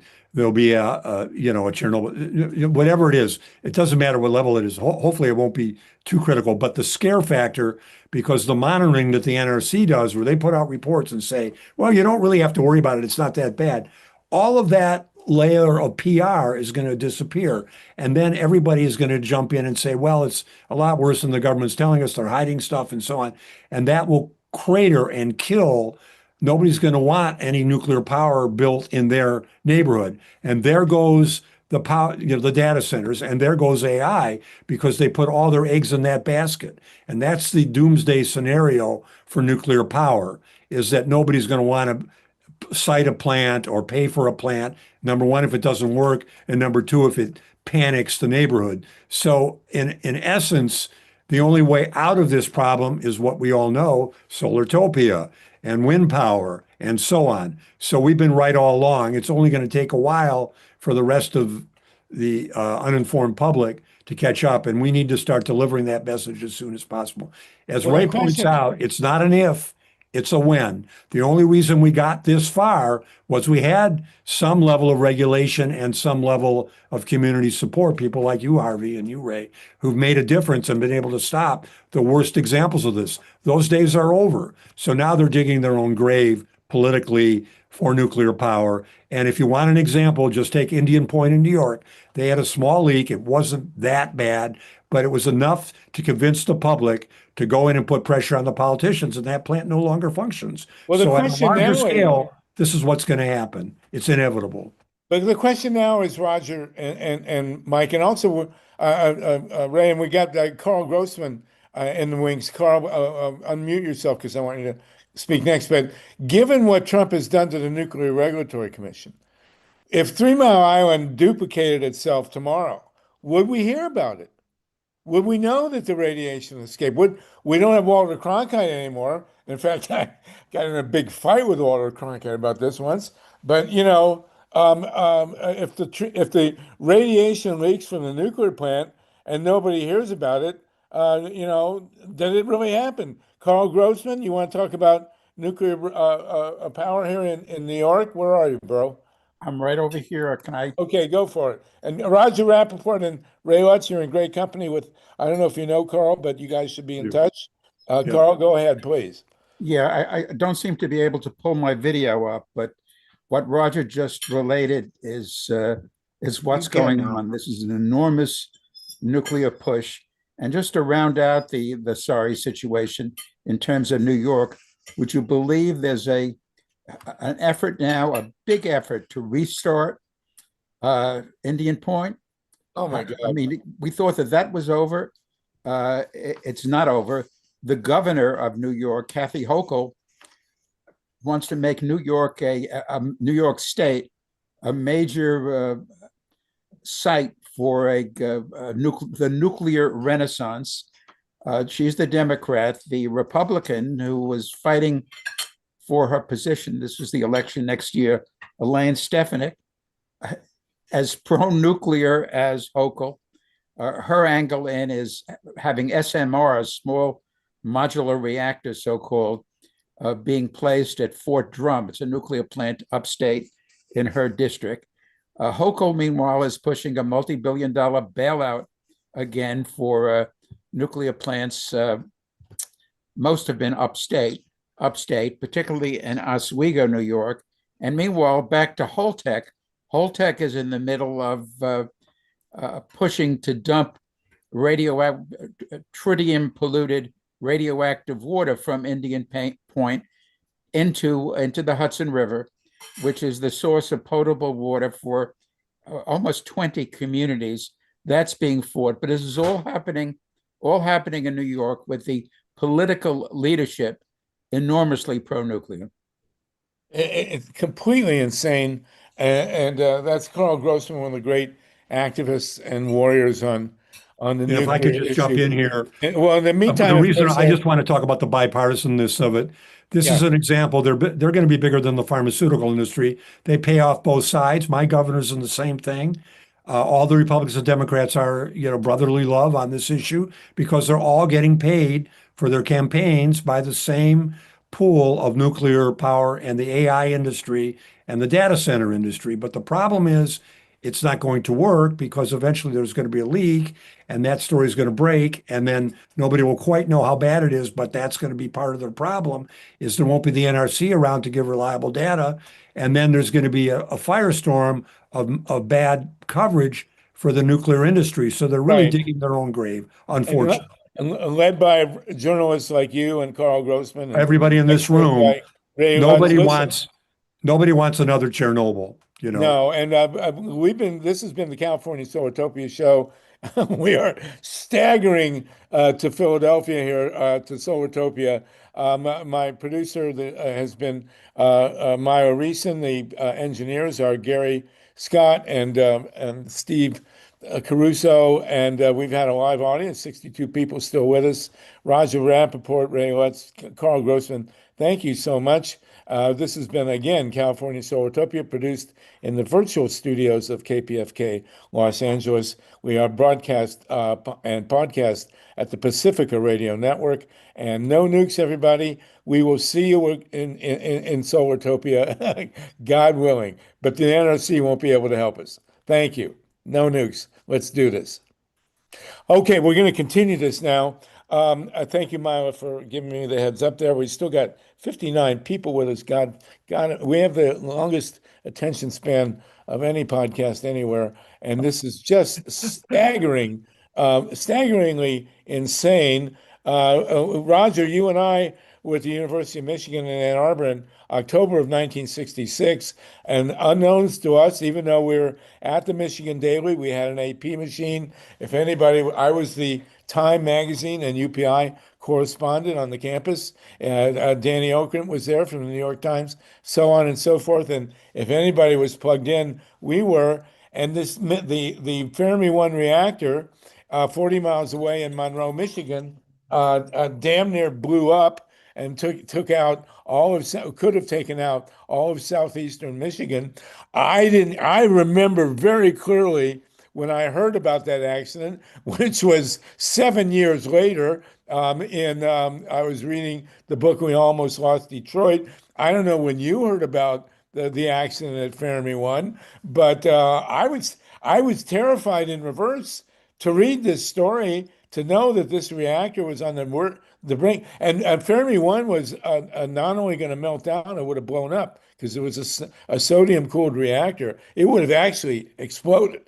And Roger and I would not be here talking about this if that continued on. And you're saying now that Palisades and San Onofre, which we dodged the bullet, and now Indian Point, these are all coming up for grabs here. With not as bad as the Nuclear Regulatory Commission was, at least it was there to report radiation releases. Is there anybody in the Nuclear Regulatory Commission going forward that would be willing to even breach the anger of Donald Trump and report that an American reactor had blown up and released radiation? Carl, if Indian Point goes forward, comes back online, and then it has an accident, which Roger is pretty sure it will, who's going to tell anybody? Well, that's been the pattern after these disasters almost every decade. No one died at 3 Mile Island was the claim. I did a documentary on that. 3 Mile Island revisited, standing in front of the nuclear plant, two of them, in Goldsboro, Pennsylvania. And I say, don't tell that to the people of Goldsboro, Pennsylvania, which has become a valley of death since that accident. Chernobyl happened, and the claim was, well, maybe some of the liquidators died.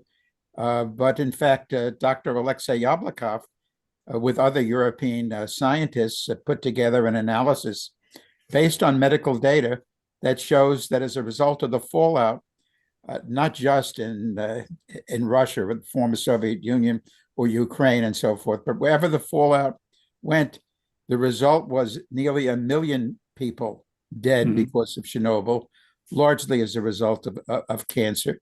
But again, the mirror to the old U.S. Atomic Energy Commission, the International Atomic Energy Agency, would claim no one, or hardly anyone has died as a result of Chernobyl.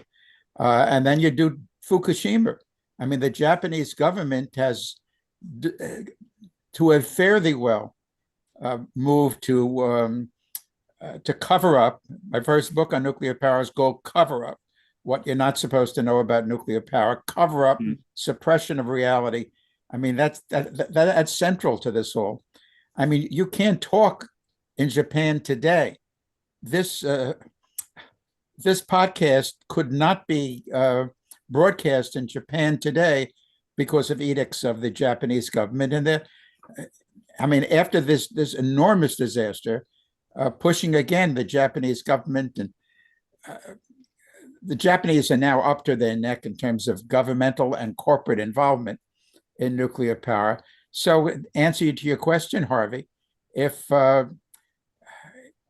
there's another disaster, if it's at Indian Point, or if it's at Diablo Canyon, or 94 nuclear power plants are operating in the United States today, and most of them have had their operating licenses extended from the 40 years, which were originally set as what was presumed the life of a nuclear power plant, to 60 and 80 years.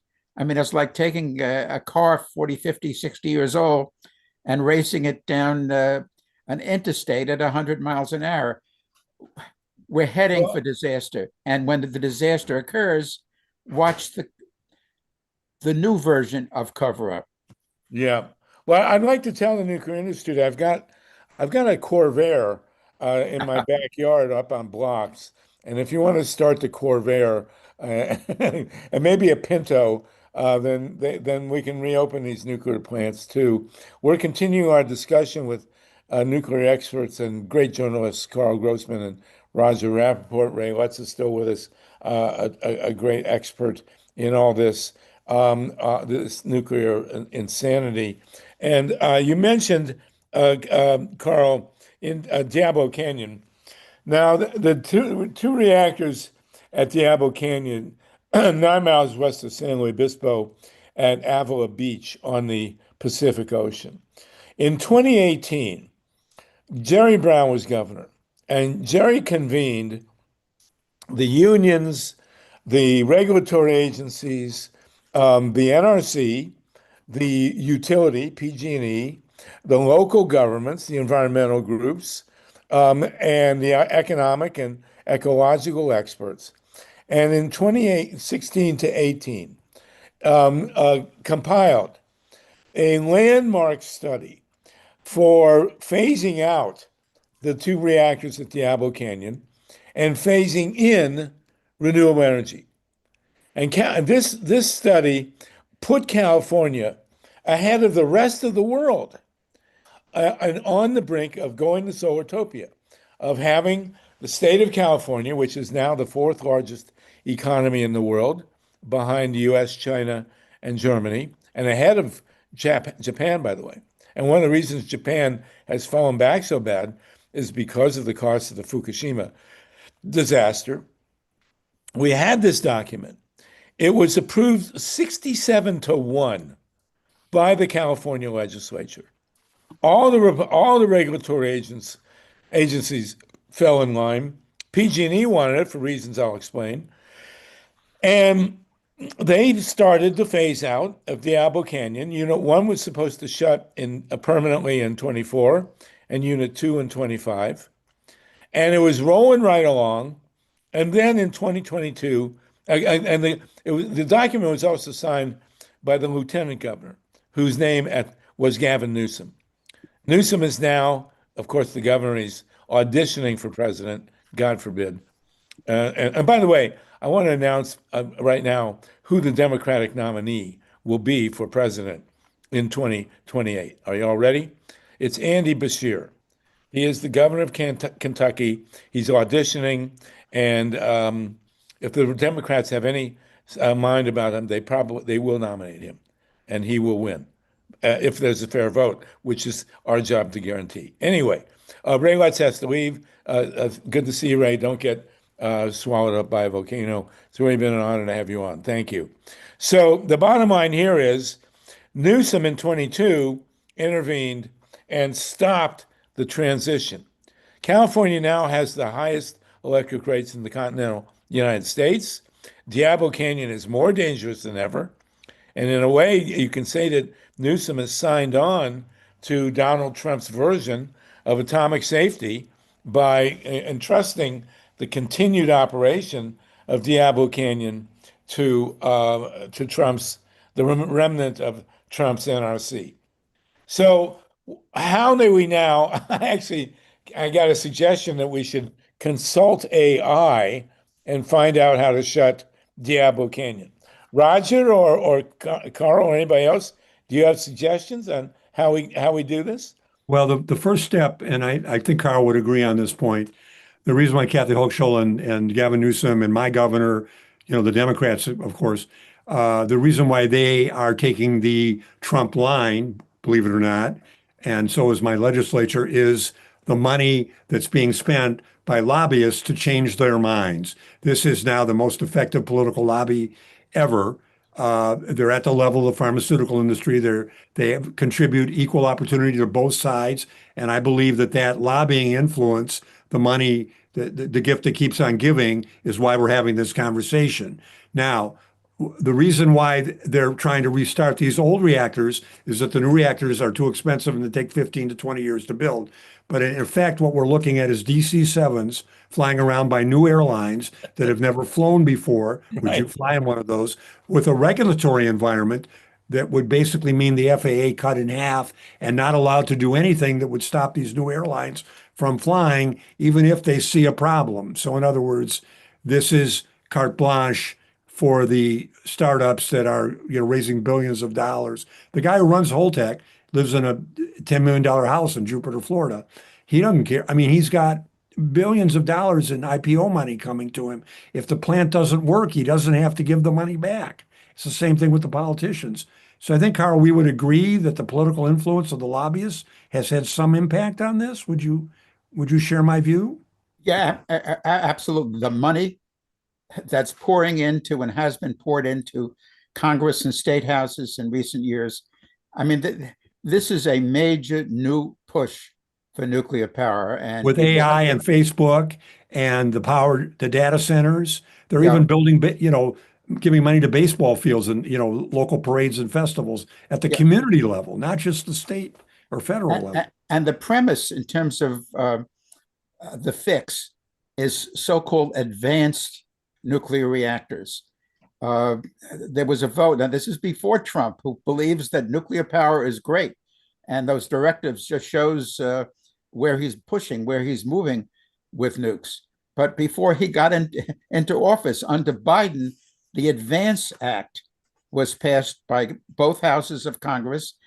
In the Senate, the only two senators who voted, and Biden was all for the Advance Act. Again, this is all premised on new advanced reactor designs and so forth, were Bernie Sanders of Vermont and Edward Markey of Massachusetts. Just two senators out of 100. Well, it's reminiscent of the Vietnam War. Only two senators voted against the Gulf of Tonkin resolution. I got to mention here, we're going to take a short musical break. This is California Solartopia. Your host is Harvey Sluggo Wasserman. That's me. And we're produced by Maya Reeson, engineered by Gary Scott and Steve Caruso. We're coming to you from the virtual studios of KPFK FM 90.7 FM in Los Angeles. And we are joined by great experts, Roger Rapoport, Carl Grossman, and a live audience of 56 people. We're very happy to be on your airwaves at the Pacifica Radio Network. Thank you so much. Moving forward then, the bottom line here is that all this nuclear revival, so-called, is, in my view, a last gasp. I mean, over the last decades, we've had nuclear renaissance after nuclear renaissance. You know, every few years they come, they spend a few $100 million, and they try to revive the technology. This is their last shot because in the middle of the last decades of this controversy and the rise of consciousness about climate change, which Amory Lovins so beautifully called global weirding, and all the other amazing stuff. We have been riding the greatest technological advances in human history. Literally, I say that advisedly as a historian. The advances in solar power, in wind technology, in geothermal technology, and in just the last 5 years, battery technologies has been staggering, just nonstop. I mean, I went back and looked at the headlines. You know, nuclear power, the first atomic reactors opened almost around the same time as the Bell Labs made the breakthroughs with the first solar panels, which went up on the satellites, right? And nuclear power has just been increasingly expensive, whereas solar has gone the opposite direction. I mean, solar panels now cost a tenth or less than they cost at the origin, whereas nuclear has just gone up. And just in the last 5 years, battery technology has advanced, you know, an order of magnitude. So what we have here, if me and Milton Friedman were standing here advocating a free market in energy, it would be over. These guys can't come anywhere near competing.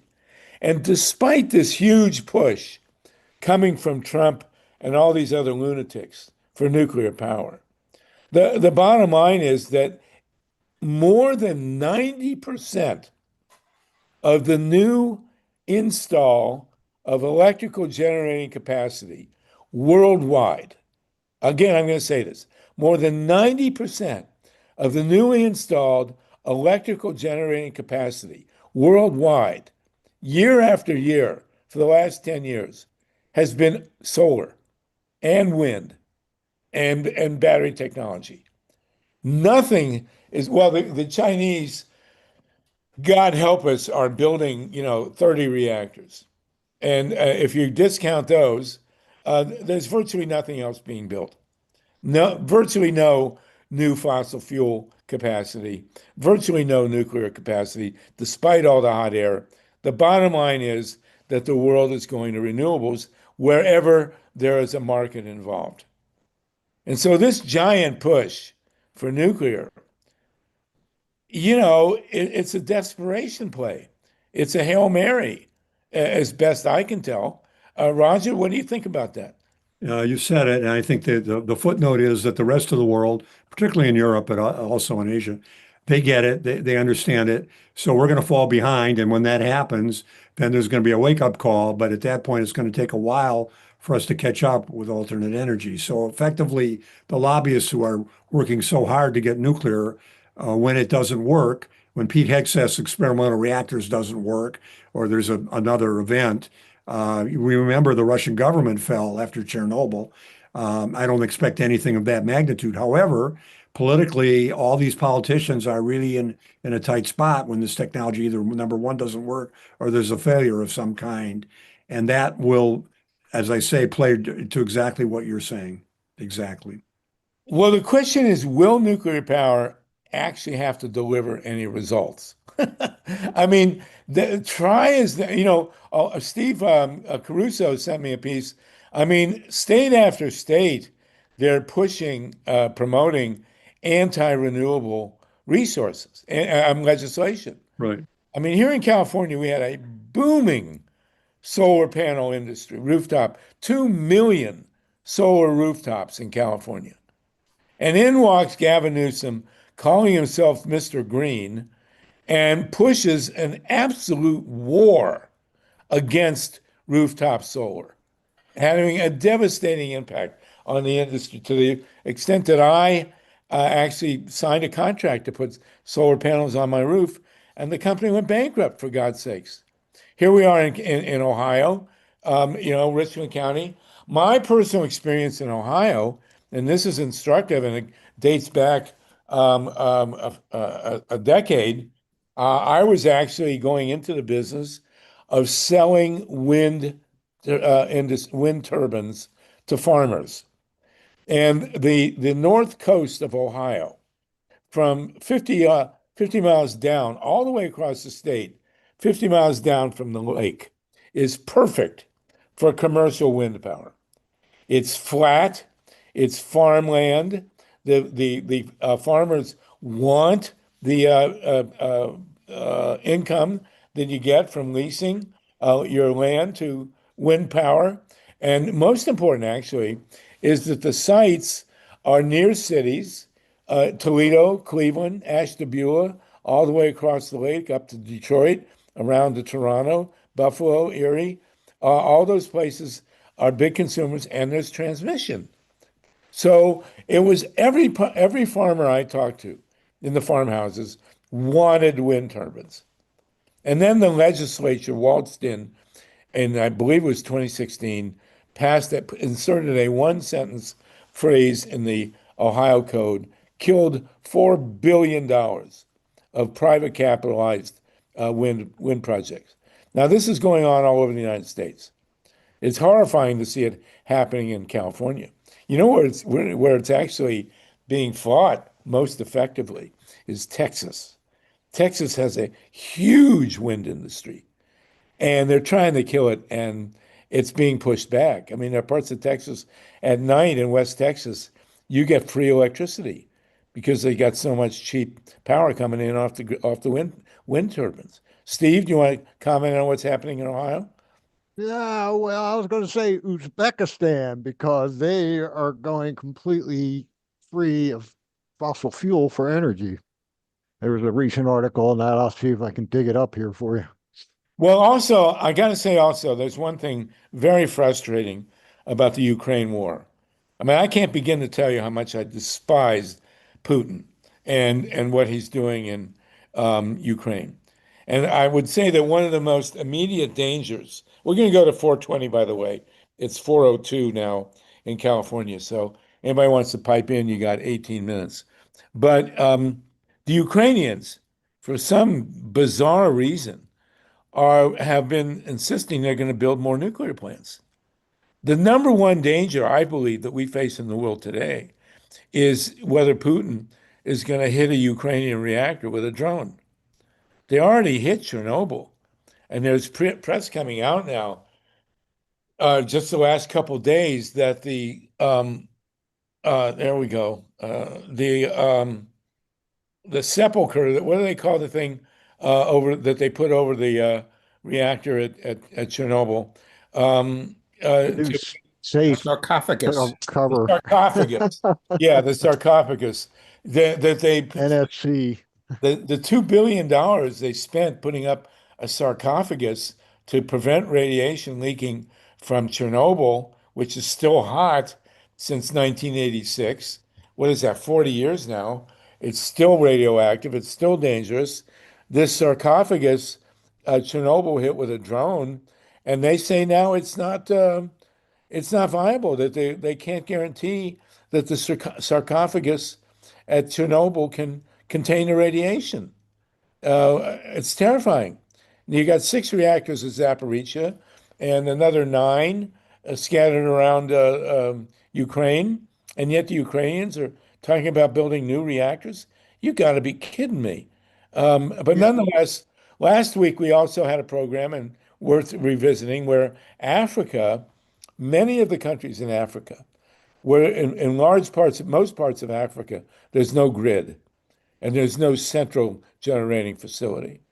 So after looking at this, there is a spread of renewables throughout Africa among private people with virtually no money, who are just throwing up a panel or two on their house, and microgrids in the community.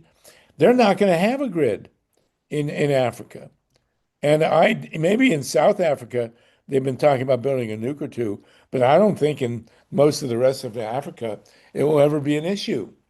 At least we hope not. So this is this is somebody said my name is Borat here. Uzbekistan, Steve, you say is going to go 100% renewable? They are, can you hear me? Yeah. Troll scanning the web. They are, I'm going to bring the article back up. Okay.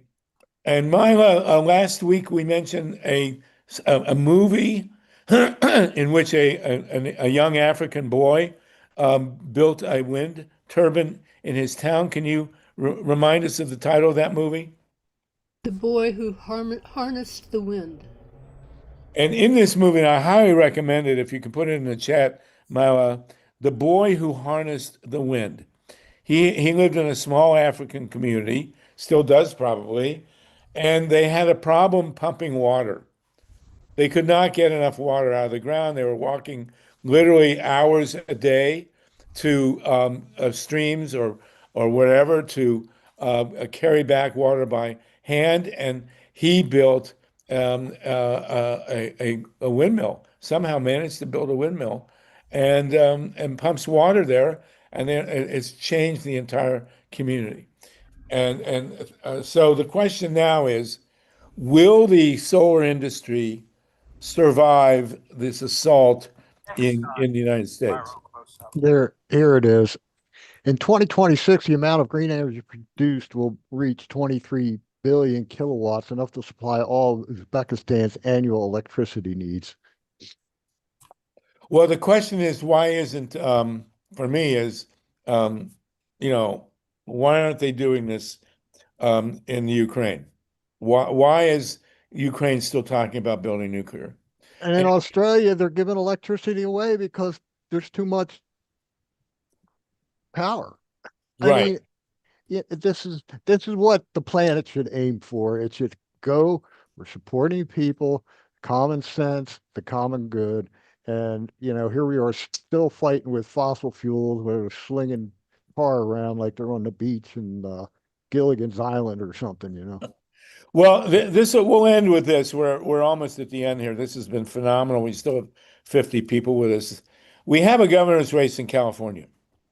We have a plan that was adopted by the legislature to shut Diablo Canyon and go de facto 100% renewable in California. That plan was approved 67-1 by the legislature in 2018 when Jerry Brown was governor. It was signed onto by the lieutenant governor, who at the time was Gavin Newsom. And yet we have this insanity of continuing to operate Diablo Canyon amidst a war against solar power. So we have a governor's race in the state that has the world's fourth largest economy. Do we have a candidate? And Paul Newman, you put in the name Tom Steyer. Do we have a candidate that is willing to campaign on reviving this plan, adopting the shutdown of the 2 reactors at Diablo Canyon, and moving the state to 100% renewables? Do I hear anybody raising an issue? Carl Grossman, Roger Rapoport, could you take a look at this plan that was adopted in California in 2018 and apply it to the economies of Michigan and New York and make issues of it? Well, a lot of it here is an educational matter, and a lot of it has to do with failure of media.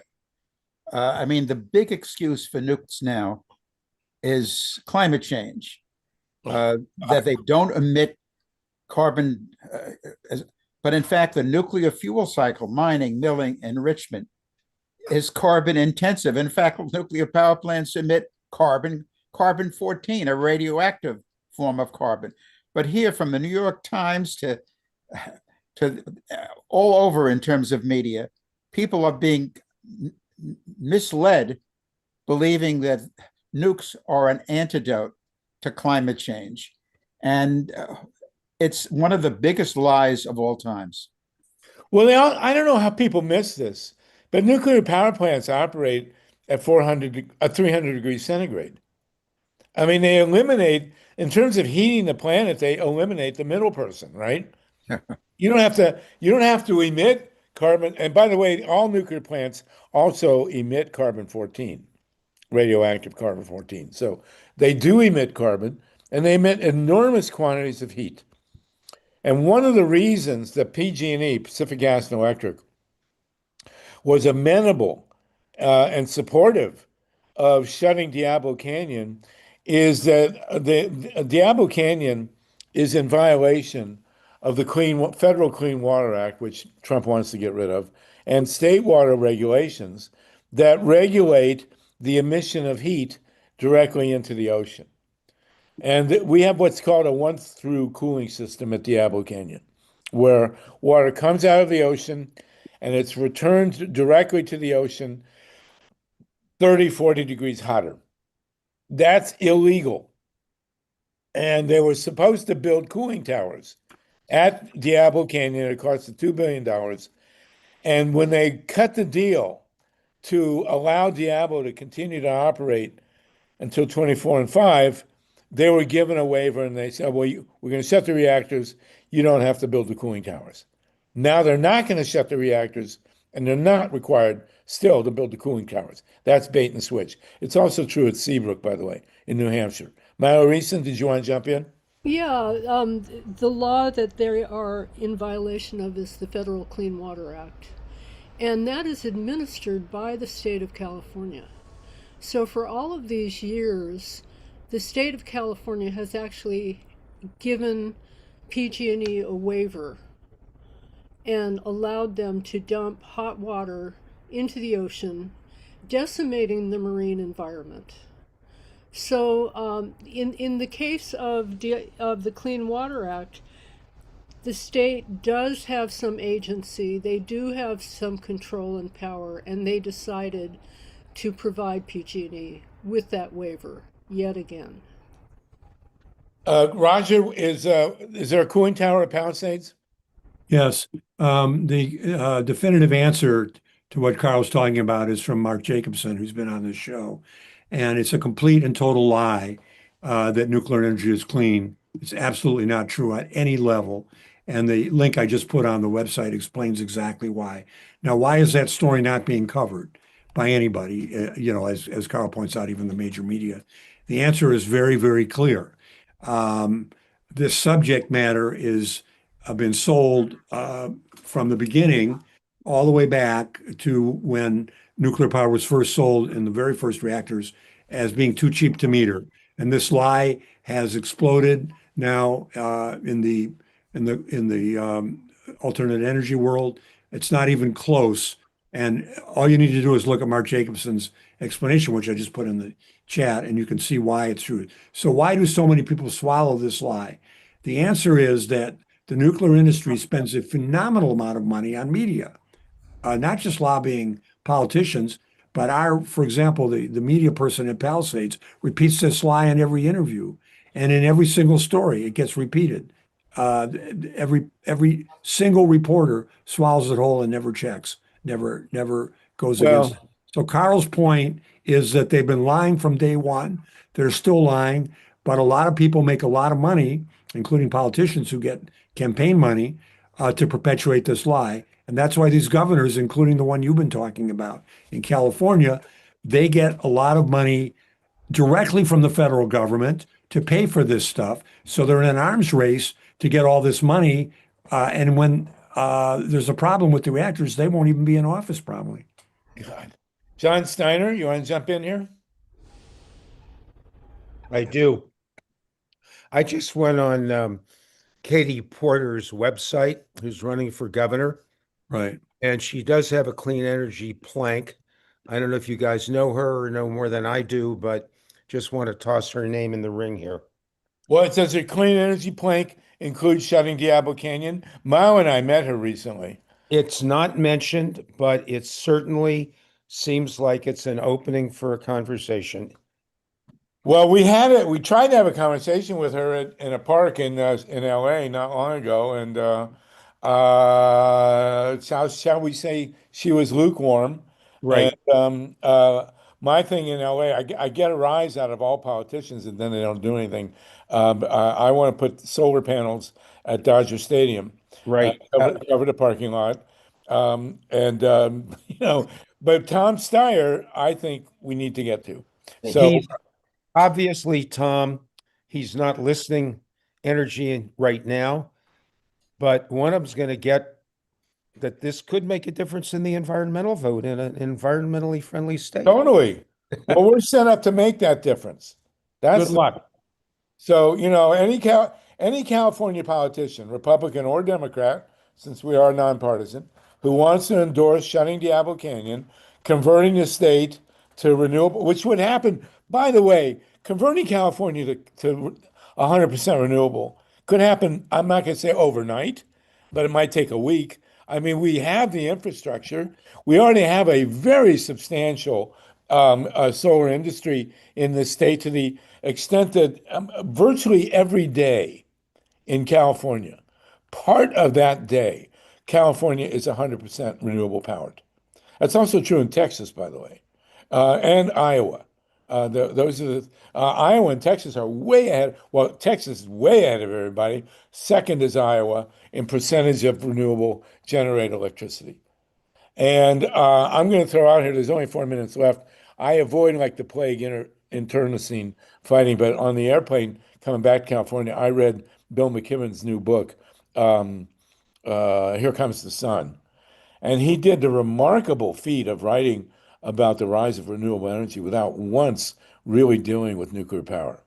It's an astonishing contortion. And I've never met Bill McKibben. I've liked a lot of what he's done over the years, but as opposed to Mark Jacobson, who really does deal with nukes, Bill McKibben does not. So we're going to have to talk about that next week. And we're pretty much at the end here. Dr. Nancy has raised a hand, and then I think we'll be time to toke up. Nancy, go ahead. Dr. Nancy, you have a hand here? Let's get there. Mark Kelly from Arizona is for solar, and he's looked awful good the last couple of weeks. Hey, well, let's see. If he'll take it on. So far, I mentioned earlier Bashir from Kentucky. Both Josh Shapiro from Pennsylvania and Pritzker from Illinois, and who are front runners in the Democratic pack, and also Roy Cooper, who's not really running for president, but who I think would make a good candidate from North Carolina. But both Pritzker and Shapiro are pro-nuclear so far until we can get to them. They're also both Jewish, and I don't think they could get elected. But Andy Bashir has not, to my knowledge, taken a pro-nuclear stand. And he has not, he was asked explicitly if he was going to run for president, and he did not deny it, which, usually passes for, yes, I am. So let's watch him. Let's get to these potential candidates. Anybody in California, if you're at an event with a gubernatorial candidate, demand an answer on Diablo Canyon. Demand that they look at the 2018 plan. And Roger and Carl and everybody else, we need to look at that 2018 plan for phasing out Diablo Canyon. I think it's the basic document. Go ahead, Mila. You can. Yeah, can I just say that it's fabulous that Mark Kelly supports solar energy, but he also supports the Palo Verde nuclear power plant in Arizona. So, we have to look beyond the, as I said, fabulous that he supports solar power. In 2018, there was a ballot measure, a statewide ballot measure in Arizona that would have required all public buildings or governmental buildings by, I think there was like a 10-year window, that they would have to have at least 50% solar. And the nuclear industry spent millions of dollars. It was one of the most expensive ballot measures in Arizona history, and they defeated the operators of the Palo Verde nuclear power plant sunk millions of dollars into defeating that because they saw solar as too much competition for the Well, Cabo Verde nuclear power plant. So, you know, they were right. And so we've got a two agenda. We're going to meet next week and then 2 weeks off, and then we'll be in 2026. We now have a two-pronged agenda, as we all have for the last 250 gatherings, which is protect the 2026 election and shut these atomic reactors and get to Solartopia. Roger, Carl, thank you so much. Steve Caruso, thanks for engineering. Mike Hirsch, thanks for being with us. Myla Reeson, anybody in California, contact me and Myla, and let's figure out how to get to these governor candidates. No nukes, everybody, and we will see you in Solartopia. Take care, and Roger, go blue. All right, you guys, take care, everybody. Bye-bye.